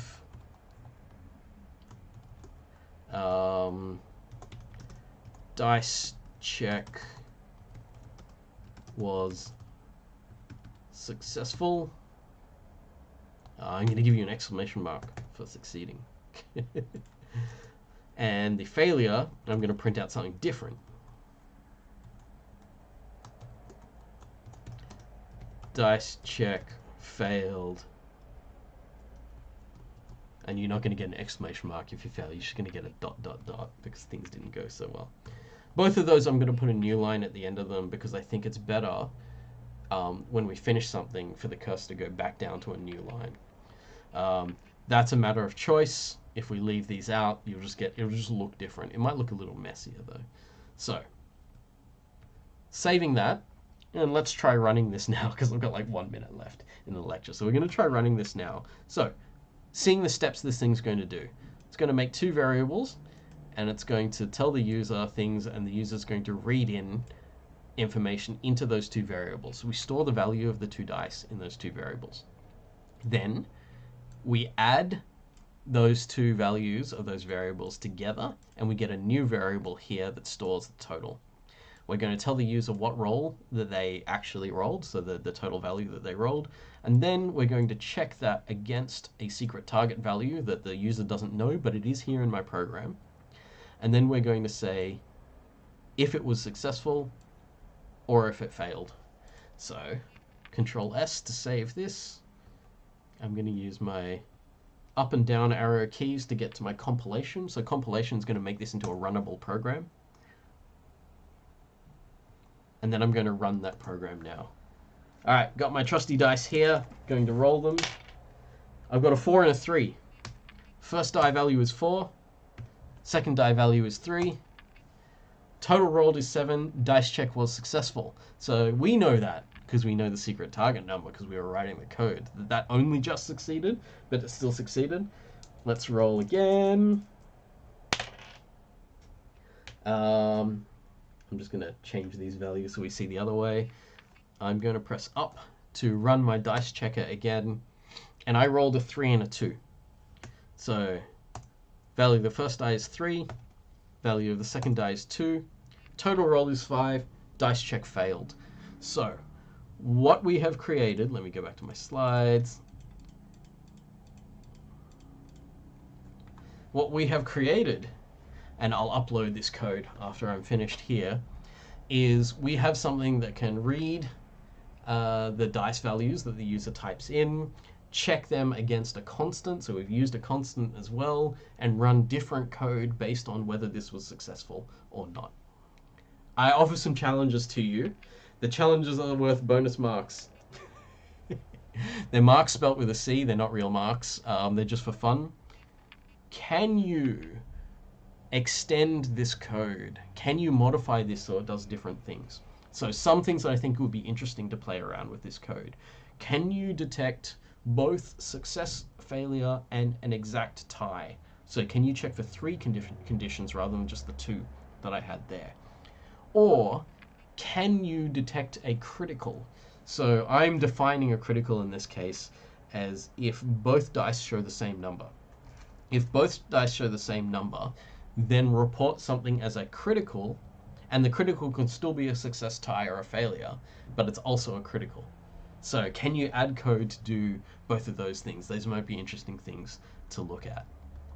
Okay, got to wrap up. I've gone 2 minutes over time, which is bad. If you have a tutorial to go to, you should probably go to that tutorial. But what we've learned today, we learnt about variables. So we learnt about storing information as numbers, and we also learnt about using maths on those variables. We also learnt about if and else statements, which is our ability to branch code or turn on and off sections of code, and the kind of questions that we can ask.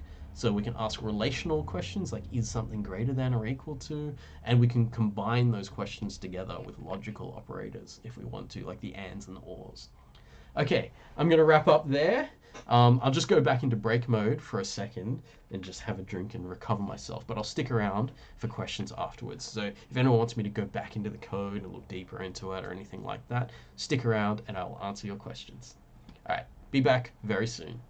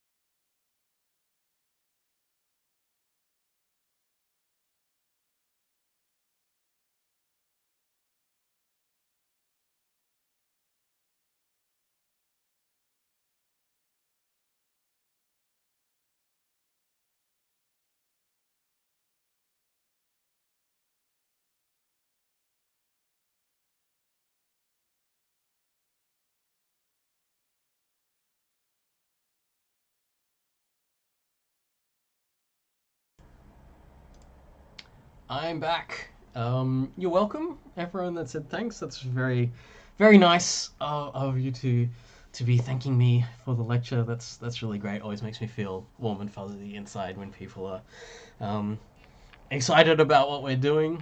Um, do we have any questions? I apologize. I'm probably not going to scroll back up because there's too much stuff to scroll back up through. But if you have any questions that you'd like to ask about what we did today, or you want me to go back over anything in any level of detail or anything like that, please type your questions in to the chat now. Oh, Shrey says nothing outstanding from above, so he's answered everything from previously. But if anyone would like to ask anything now, feel free, because we have covered a fair bit today, so I'm happy to answer some questions. So Jake, first question up, said, when will the week 2 labs be out? Week 2 content will probably be released sometime on Saturday or Sunday. Most likely Sunday. I do like to at least have one day of weekend, and that's usually going to be Saturdays. So what I'll usually do is launch the content on the Sunday, which sort of is good because like I don't want the content to overlap too much. So even though it's due on Sunday and it's released on Sunday, that should be about right. William said, so what is the difference between int main and int main void? Ah, let's wait, where am I? Here. What is the difference between int main and int main void? Let's try it. Okay, so I've got int main void here, and we've seen int main void running. Let's delete the void.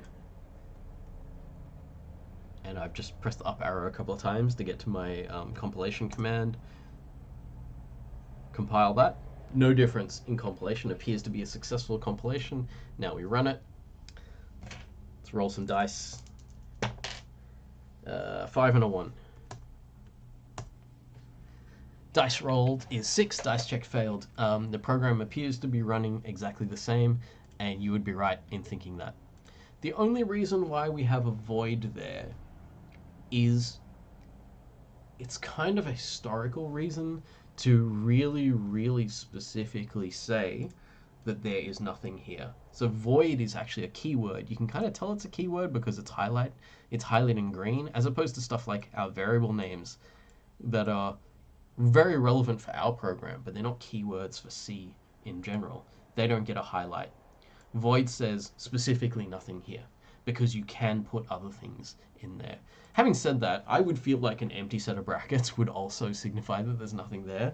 Like, I don't think that you necessarily need the void, but it's become a kind of a historical convention to put the void in there, saying that we're specifically not using anything in the brackets here for the main. I'm not going to talk too much about exactly what the brackets after the main mean because we will get to that. And I think that I want people to focus on this stuff rather than this stuff for the moment. Okay. Kevin is asking, what does target value 7 mean? Cool. Target value 7 here. Hash define is a special operation that happens. And it happens specifically before any of this stuff can run. Hash define says target value becomes 7, basically. So it doesn't have an equals in here because it doesn't quite work like that. What it's saying is anywhere where I see target value in the text down here, I'm going to replace that with 7. So this will effectively do this. It's a little bit more subtle than that. I'm going to Control Z. I'm going to undo that because I want to leave it like it is. We could use target value again in multiple places in this code. And what it does is it gives us the capability, and I'm going to talk about this more later actually when we go into this, but it gives me the capability to change the dice or change the score. So actually it's not going to change the dice is different. So if I'm rolling 2 dice, but I have a very, very hard check, I could recompile this program saying the target value is 11. Or if I've got a really easy check, then say the target value is 4 or something like that. And then I know that anywhere else in the code where I've used target value, because potentially could be more than once. This particular piece of code only uses it once, but there can be other programs I could write that could have multiple uses of this. And this constant makes it really easy for us to kind of alter the whole program like that without having to go through and find all the 7s in the code and change them. So that's what's one of its uses is. Okay, hopefully that answers your question, Kevin.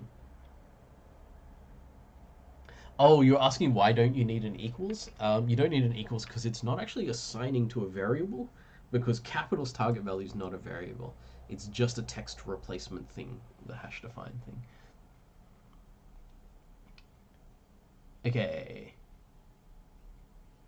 Colin is asking, Mark, I wonder whether the /n should be added after the code expression and whether printf blah blah blah name is happened. So, I'm not sure exactly which part of this you're asking about, Colin, but there's several places where we're using the /n. The /n here, actually not those ones. Those ones don't have it. The user pressed enter there. Like, for example, this one here means that after this line, we go down to the next line before we print it out. Let me show you what happens if we don't do that. So let's take out the 2 /n's in the reporting at the end, and we'll take out the /n for the total, and we'll run the program again. The program's still going to run. The difference is that the /n's decide where the enter keys are pressed in the terminal. So let's compile this. So again, every time we make changes in our code, that doesn't change our program. We make changes in our code and then we compile, and then the changes in our code get turned into the program. So the compilation step turns our code from the thing that we're typing in and we're reading into the actual program that's going to run, which is the thing called dice check in there. So let's run this now. I'm going to roll my dice again. And I got a 5 and a 1. Did I get that exact same roll last time? Yes. 5 and a 1. Okay, now note, without the /n, these lines, so there's this line, and then there's another printf statement that starts directly after it there, because there wasn't a /n to put the cursor down onto the next line. And also at the end of this one, there wasn't a cursor. The cursor wasn't pushed down to the next line, so the prompt starts up again immediately there. This is messy, and it looks a bit weird, especially like this bit here where the words are like right next to each other. So if we want this to be formatted in a nice way like that, we're using new line for each kind of statement we want to say to the human. Again, this is a matter of choice. This is a matter of how you want your program to operate, because it's still functioning. We're still getting the right answer, but it just doesn't look as nice. So that's why the /n's were there. I'm not sure if that's exactly what question you're asking, but I think now that I removed them temporarily, you can kind of see the value in their existence. I'm going to put them back in because I would like them to be back in.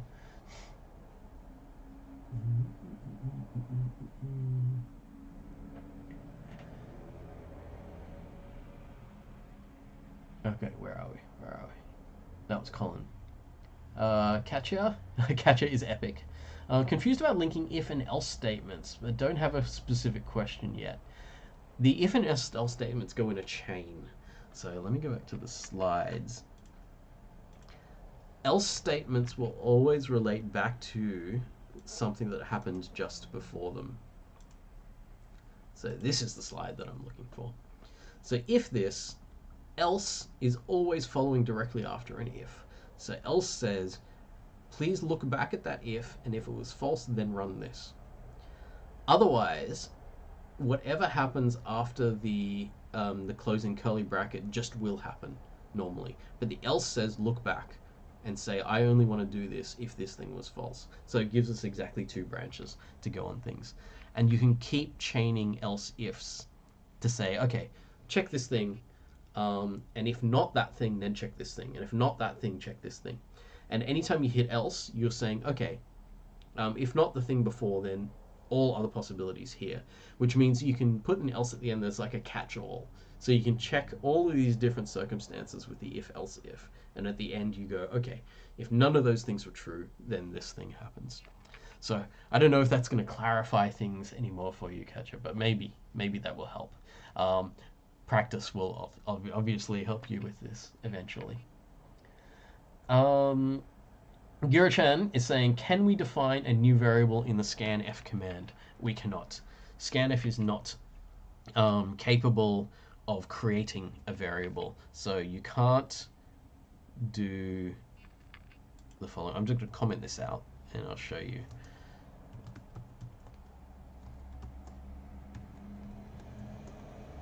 So if I say decimal value and I say int die3, for example, this wouldn't work.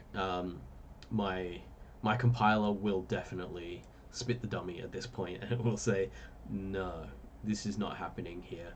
If you want to put information from scanf into a variable, that variable had to exist before this line was started. So it's totally fine to create die3 here and then say, let me tell you where this variable is, and you can write to it, but you can't create it in there. Scanf is not capable of declaring a variable like that.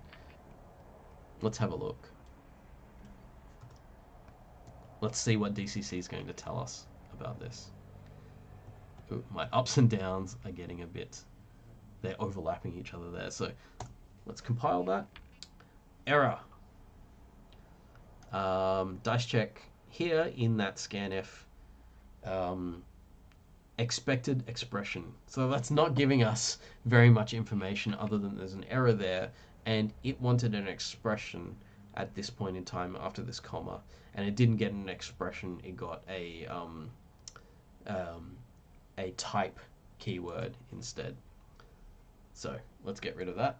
At least it would tell you there was a problem, although the error message there wasn't that great. It wasn't giving you that much information about what's going on. Okay. Oh, Catcher was saying something. Thanks did help. Oh, yeah. So you didn't see the else if chain that can help. You may know this, blah, blah, handmade dice, yeah. Yeah. It totally does not match D&D. I think I said that disclaimer at the beginning, right, when I was doing it, that it's not even remotely how D&D works. This is like, I just wanted to say D&D because I like it. I haven't played D&D in a while. I played Shadowrun recently, but I haven't played D&D that much. What was I going to say? Yeah. So that was more of just seeing if 2d6 was higher than a number. I guess you could consider it like a check to see if someone has damaged something. Anyway, let's not get too deep into it. Many different role-playing systems, all of them use dice in different ways. Okay, let's go back to coding questions. Where are we? I just answered Giro Chan's.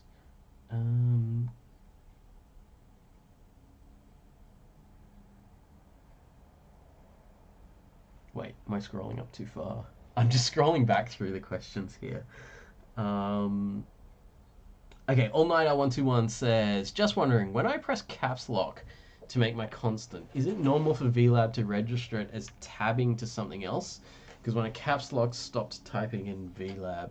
I don't know. I have not tried caps lock. Let me go caps lock. Oh, mine worked. I guess it depends on potentially which operating system you're coming from. I don't know. It seemed to work for me going from Windows into VLab, but I have no guarantees about it. I didn't build VLab and it's way too complicated for me to fully understand. But usually with a VNC connection through something, caps lock usually goes through fine. But I don't 100% know. Yeah. Zhao Kaiji is asking, can you explain what /n exactly means and its usage again? Hopefully you saw me take out the /n's a second ago to see what it does. So when we write stuff into this terminal, so we see here the stuff being written to the terminal. When I want the cursor, so we can consider this cursor to be moving along with the letters as we print them out.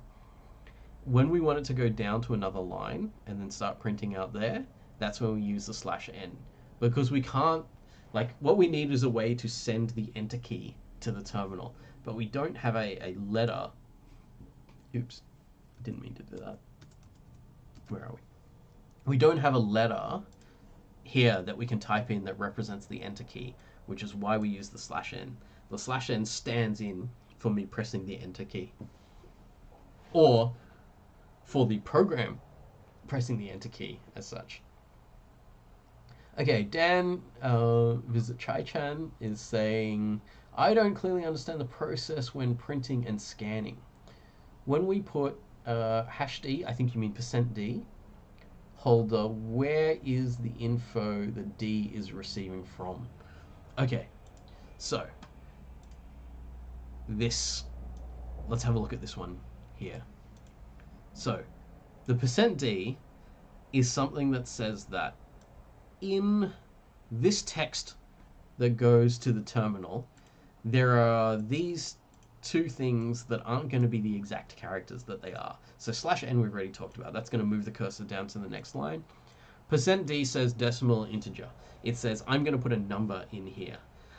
It will then look for the number after the comma. So there's a comma here saying printf is basically taking two things. One thing is the text, and the other thing is potentially some variables. So this %d is going to match up with this variable. So it's going to say that this variable here I'm expecting to be a decimal integer, so same thing as an int, which it is because it's total, and then it can then be displayed in that position in the text. So it's nearly like this thing is a marker for where the number is going to be, and then the number is going to be in this section here after the commas. And if we have multiple numbers, multiple %ds in here, we would need multiple variables here for it to all match up. So you can think of it as the %d deciding where the number will be in the text, and then the actual variable that the number is going to come from will be after the commas afterwards. So it's like, it's nearly like if I was going to write, let's just write some other text. So, hello there. I'm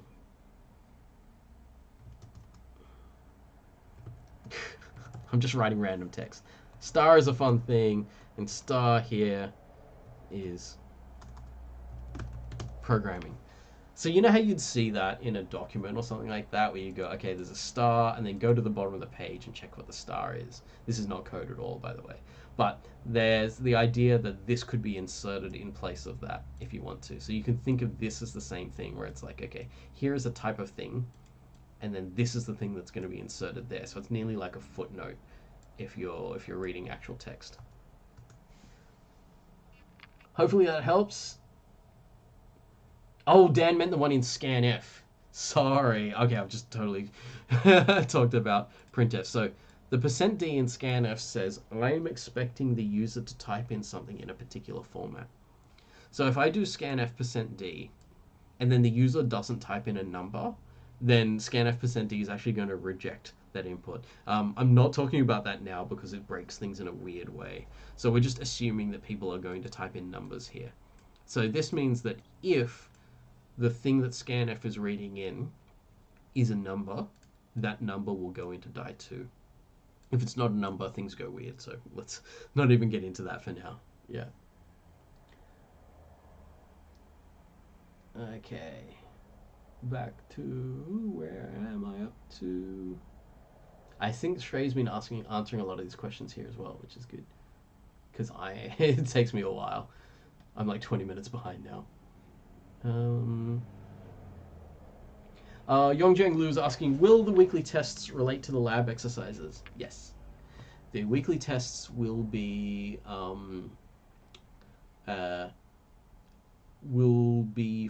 the kind of talking about the things that were in the lab exercises the week before. So the first weekly test will be released midweek. It'll be around Thursday of week 2, and it will be due at Thursday week 3. And they will be similar to the kinds of things that you've been asked in the week 2 labs. So the week 2 labs are going to be following directly from this set of lectures. So we're talking variables and if statements. So this is week 1 content, variables and if statements. Week 2 labs will be variables and if statements, and then the weekly test that starts near the end of that week and ends the week after will test your knowledge of that. So it's a sequence. I deliver something to you, say Friday, you do it again in your lab on Tuesday or Wednesday, whenever your lab is, Tuesday through to Friday, and then you'll get the weekly test on Thursday, and you can do that afterwards to test how well the knowledge has sunk in. So hopefully what that means is like you learn the same thing at 3 different time points, and hopefully that means it goes into your memory well.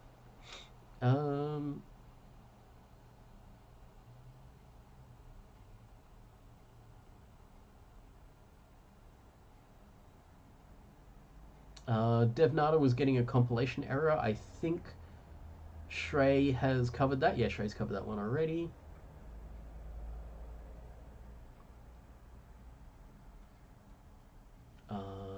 And I'm seeing conversations, I think, between myself and Kevin there. All right. Savesh Wanzara is saying, I went a step further and decided to check if the input is invalid, i.e. less than or equal to 6. I used an if-else statement and then put the wrong values. It didn't show the error message, but the compiler did. I think, Savesh, what's happening there is potentially there's an issue with how you're testing that, and the compiler won't be able to run anything because it's got some issues. So if we wanted to say, is this a correct die or not, we could definitely, after each of these inputs, we could definitely test whether the die is correct or not. So we could definitely say, is this value between 1 and 6? Total spoiler alert, I'm not going to talk about that now. Because it's in the lecture on Tuesday. So, good question. And I always love it when someone can actually preempt what I'm going to talk about next. So we're going to increase the complexity of the kinds of stuff we do next week by verifying whether the input was say between 1 and 6 or a different die size, because there's plenty of other die sizes that we can use. So I will definitely answer your question, but I'm going to answer your question in great detail in a lecture, so I'm not going to talk about it now. Chenlong saying, could you use float die 1 instead of int die 1? In this course, we're going to use doubles instead of floats, because floats have a lower level of precision that can cause issues with numbers. But you could, if you want to. You would potentially have some issues with using the %d and the float, but I think it might be okay, because sometimes you can just push an integer into a floating point number and would be fine. The only issue is if we're not using any decimals or fractions or anything, there's no reason to use a a floating point number. So I would only use a floating point number if I need a level of precision in between the numbers. If these are always going to be whole numbers, then I'll stick to integers, because it's nearly a little bit safer to stick to the thing that can't hit all these other random values in between.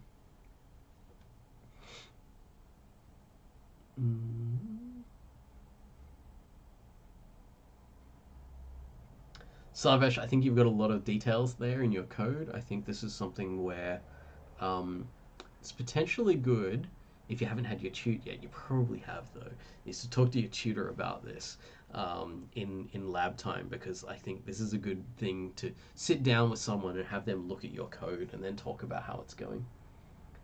Anurag is saying, what is the difference between hash define and const int or const double? Const is a keyword. So this is something that you may have seen in other programming languages, that there's this thing called const, and const means that this thing is going to be unchanging.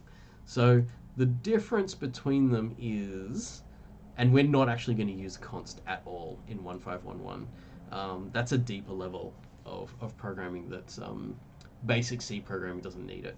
But the const says that this thing is going to exist in memory, and it's going to not be changed. But we won't use that much. The hash define, if we're defining a constant like this, doesn't need to allocate memory for it. So it just uses the value in here. So one could say it's a tiny bit more efficient like that. But consts can be used in a similar way. We're just not using it in this because the way that I would use the keyword const is much more often to put in guarantees that some bits of code aren't going to change other bits of code, and aren't going to change the variables that are owned by other bits of code and things like that. So it's something that I would use in a different way rather than this. I don't want to go into too much detail because this question's not something for anyone else in the course, because I think no one else is going to be necessarily using const if we use the hash defines for things instead. But const has got a lot of more ramifications for functions, and we haven't talked about functions yet, which is why I don't want to go into a full answer about const just yet.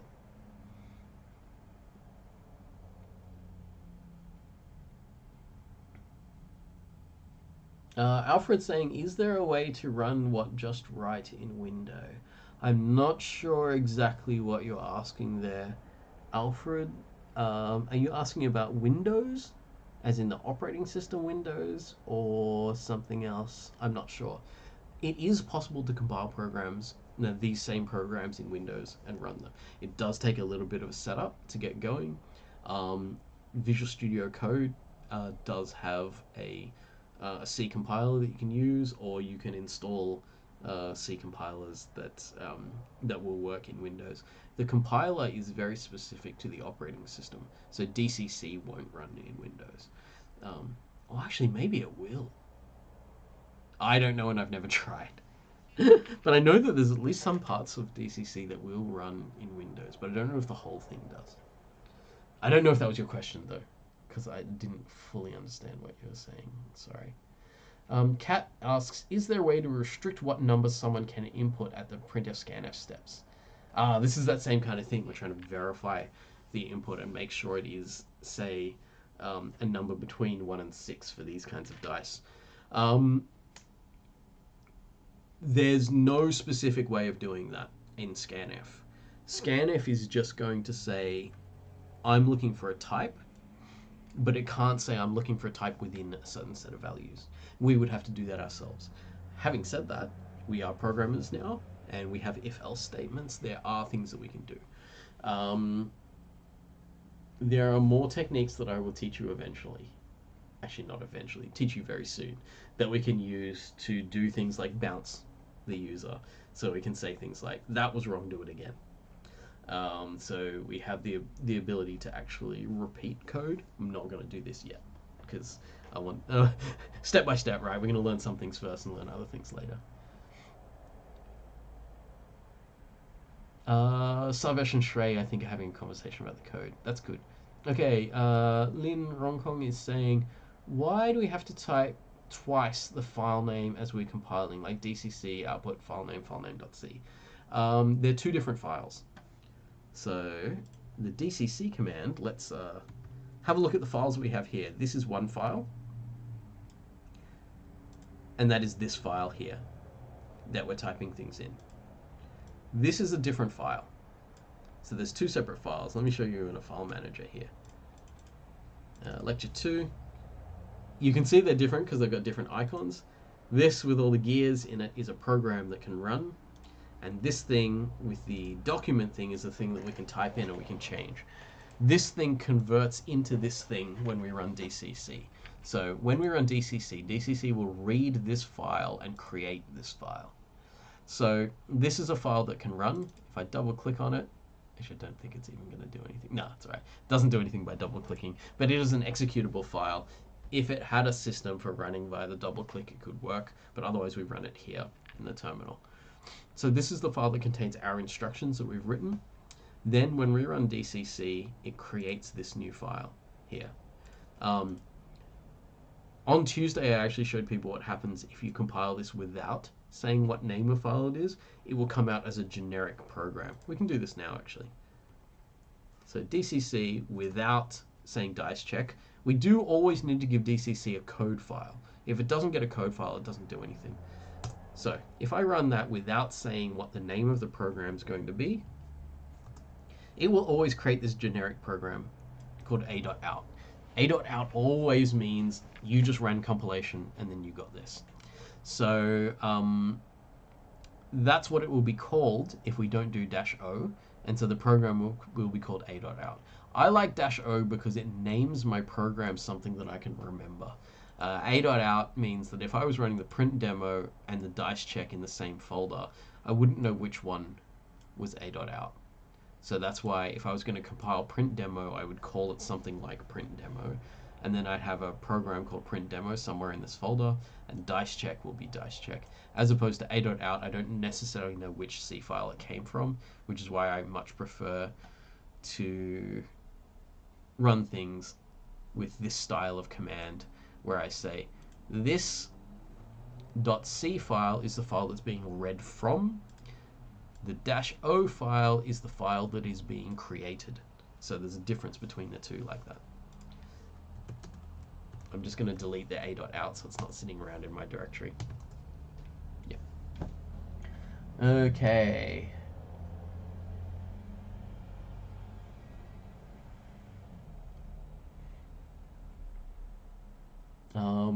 DevNado is having some issues with reading in. And it's outputting a random integer. So I think you may want to have a closer look at that one and see how that goes. Because I think it'll be something where you want one of us to have a look at your code and see. Zhao Kaiji is saying, thanks. Will the demo code created in this class be uploaded onto Moodle? It won't be in Moodle, but it'll be in WebCMS. So Moodle will link to our WebCMS. So the main web page is not actually a Moodle web page for the course. But WebCMS will link to the page that we're using. And yes, I will upload it once we're done. Oh, DevNada. First roll is 3, second roll is 3, total roll is 32,769. Okay, so something's definitely going on there. I would have a look at making sure that the 2 3s are going in individually, and then making sure that the total variable is both being created and is a result of the 2 being added together. So if we, sorry, wrong window. You scanf each one of these into its own variable. Make sure the ands are there and stuff, and if you want to, you can check each of these individually with printf statements, like the way that I was doing earlier when I tested the first one, and then see whether that's working.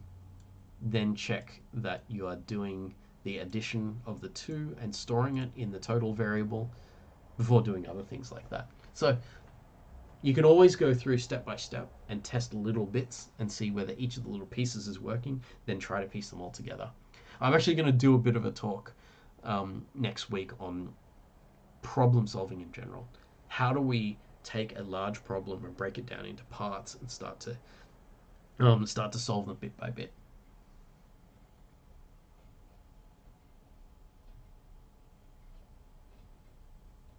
JDD is asking, how do we determine when and whether we should be using normal brackets or curly brackets in our code? The answer is that each of these things is specific to certain operations that happen in C, and it's going to take a while to learn about them. So the normal brackets are for when we have used something and we want to give it information. So these normal brackets are actually part of what we call functions. So printf is a function, main is a function, and then the brackets say I want to tell the function some information. I'm going to go into this in great detail when we look at functions. The curly brackets say that between the curly brackets are a series of code statements, line by line, that are instructions that code's going to run. So the if here says the normal brackets is I'm going to give some information to the if, in a sense, and the if is going to decide what it's doing based on the information in the normal brackets, and the curly brackets says I am now starting a body of several lines of code. Well, it doesn't have to be several lines of code. This is actually only one line of code, but still, it's still contained in that saying these are code instructions, whereas the normal brackets is rarely code instructions, but can be, but rarely code instructions, but often just raw information in some way that's going to get passed into something. I don't know if that helps. I think this is something that you need more time with to see how they're used. SJI is asking why sometimes there's a /n in things. I think I've covered that a bit already, so hopefully that helps.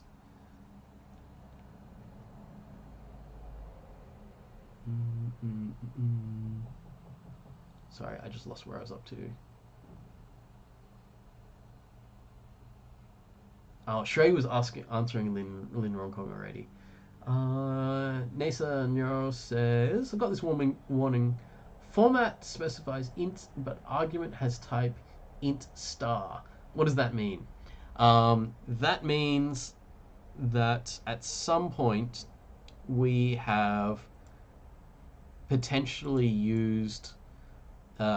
forgotten the and here. So the int and int star are actually the differences. We're going to go into this later. So you don't know what the int star is, but I will teach it to you by the end of term. It's nearly like the location of a variable, and the and here is a location of a variable. So what we're getting is the difference between a location of a variable and a value of a variable. So we can't put an input into a value. It doesn't kind of work because they clash, because they're kind of the same thing. But we can put a value into a location where the variable is with the and. So I think that will be what the problem is that you're getting there. Hanqing Zhu is saying, when should we use the and? For the moment, until I've taught you exactly how the and works, only use the and inside the scanf here. Don't use it anywhere else, but I will teach you how to use it later.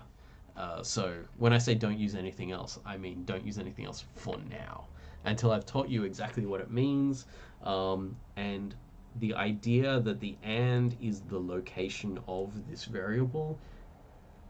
That's a hint I'm dropping now. Later on we'll talk about that in detail, so don't worry too much about it just yet. Savesh is saying, Shrey, it works now. I don't know how. Haha. I didn't change anything. Thank you, though. So, welcome to programming. There's a meme that's in one of my lectures later, which is like someone saying, my program doesn't work. I don't know why.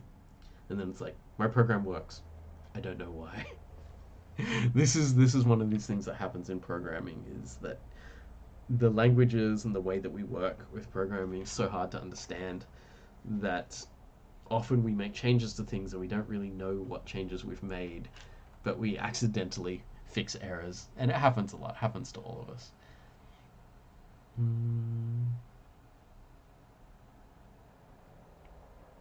All Nighter was answering something that I said, but I can't remember what you'd asked. I'm scrolling back up. Oh, the caps lock thing. Yeah, I don't know. Hopefully that works. Hopefully it changes.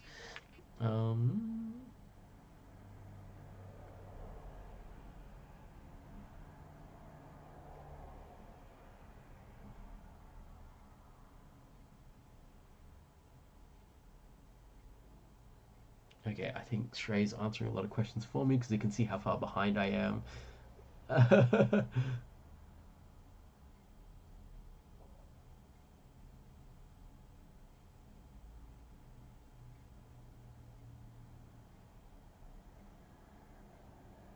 Oh, Colin was asking for clarification about when there's a variable or not. So, for example, this one here has no variables because there's no values in this string. If there was a %d somewhere saying I want to put a number in here, it would then have to be matched up with a variable. So the idea is, if you want to display a number coming out of a variable, then you have to put a %d there, and then you have to put the variable. But if you're just putting text without any numbers from variables, then you don't put any commas or variables afterwards, and because there's no % strings in there. That's how you know the difference.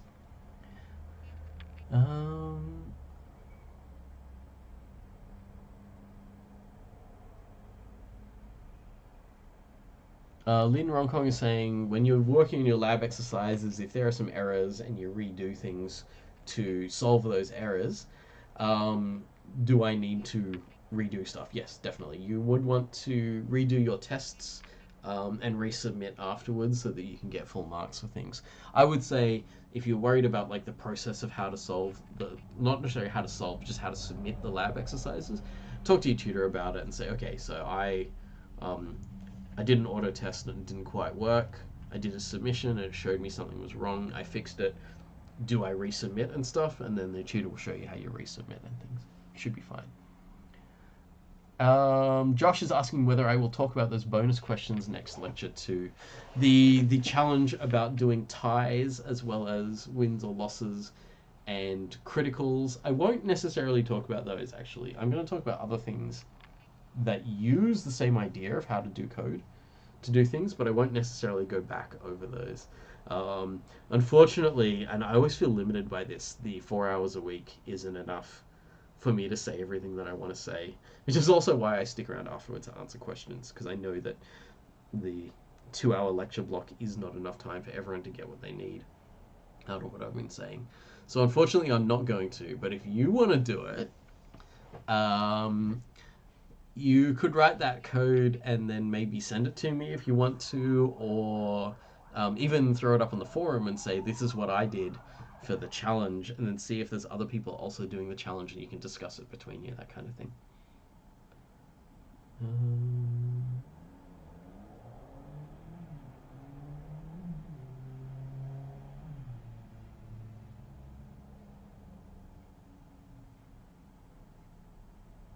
All right, I can see Shrey answering a whole lot of questions here, so maybe I don't need to, and we're just getting into just other discussions.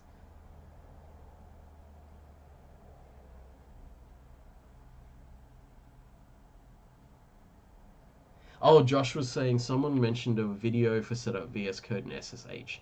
Does anyone have the link? Yes, Shrey posted the YouTube link. I think that's Donna's video, yeah. Dan is asking, are you required to know how bits work? Only to a very vague extent. Understanding the fact that bits exist. Understanding that each variable is using a certain number of bits. You don't always have to know exactly what each one is, because that actually changes. Some operating systems will give you a different number of bits for different variable types as well. So it's not always the same. But understanding the bits exist, and then you might have to know about them, yeah, I would say that that's something that we would think about. Not necessarily that we're going to test you on using individual bits or anything like that, though.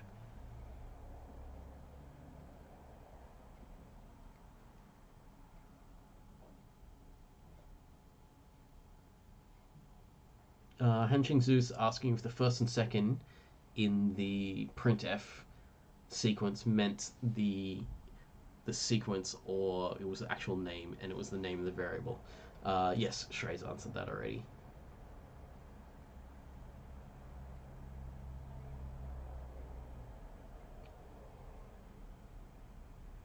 Yes.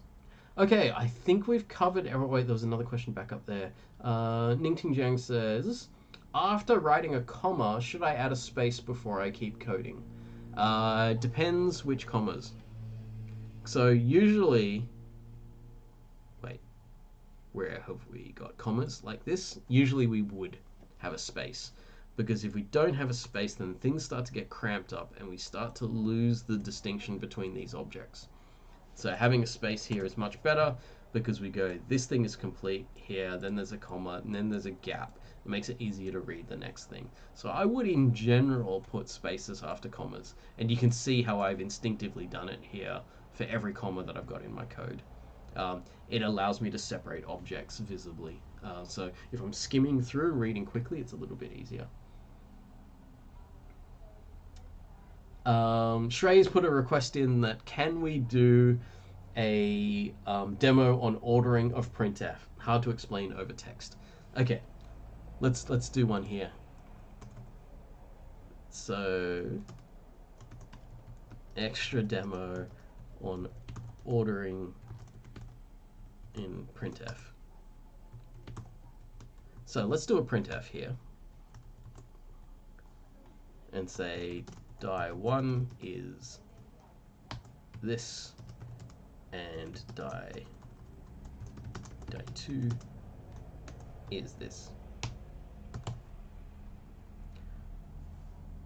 I now have 2% Ds in here. If I have 2% Ds in here, I need to have two variables here, because the first one will match up with this one and the second one will match up with this one. So the first one, I said here die1 is a particular number. So that means the first %D matches up with the first variable here, which is going to be die1. Then die2 also has a %D. Any %D, any %Ds that we have in the quotes must have a variable afterwards. So we need a second one here because there are two. And I know that the second one here is the value of die2. So I need to link this up with this variable, die2. So if I read from left to right here, this one goes along. When it hits this, it then looks for a variable here and it will take the first one. And then we continue reading along from left to right until we hit this. And then this knows it's the second %D, so it won't look at this variable, it'll look at this variable. So these two are values. The first one goes in first, the second one goes in second. Oh, Henching's saying you got it. That's good. Awesome. So hopefully that clarified things a bit. And if I was to swap these things around, then we'd get like the other response. So if I put die2 in this slot and then die1 in that slot, then die2 would match up with this and die1 would match up with that. Awesome. Okay. That's I think that's pretty much everything. Josh is asking whether VS Code and SSH can be used for assessments. Yes, it can, because SSH gets you into our system enough that you can use the Give system and stuff like that. At least I think so. Shrey, does that do that? I'm pretty sure it does, right? That you can run auto test and Give via a VS Code SSH connection. Yeah, because I haven't used it. I try to use VLab to just kind of keep everything in the one standard format. Alrighty, I'm going to wrap it up there, everyone. Thank you for coming along. Hopefully I answered everyone's questions to the point where you know a little bit more than you did during the lecture.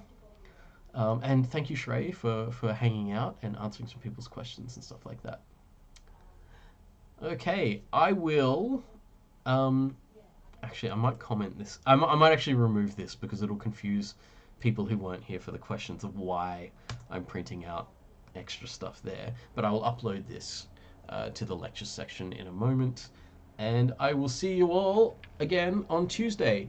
I will make sure that when I put out all of the labs and the tutorial information for this week, I'll make sure that I send out a course notice as well. So you should get an email notification about that, as well as you can look at the web CMS.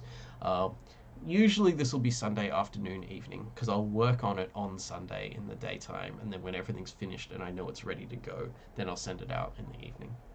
So look for something in your email inbox Sunday evening, which will be, hey, this is week 2, this is how week 2 is going to run, and I'll do one every week to let everyone know what's going on. So you'll see that I did week -1 just to say hi, then there wasn't really anything you had to do for that, and then week 1 where I was like, okay, welcome to the class, and this is how you get to the lectures and stuff. So from now on, you'll see where the live stream link is. You'll be able to find that pretty easily because it'll be in the same format every time.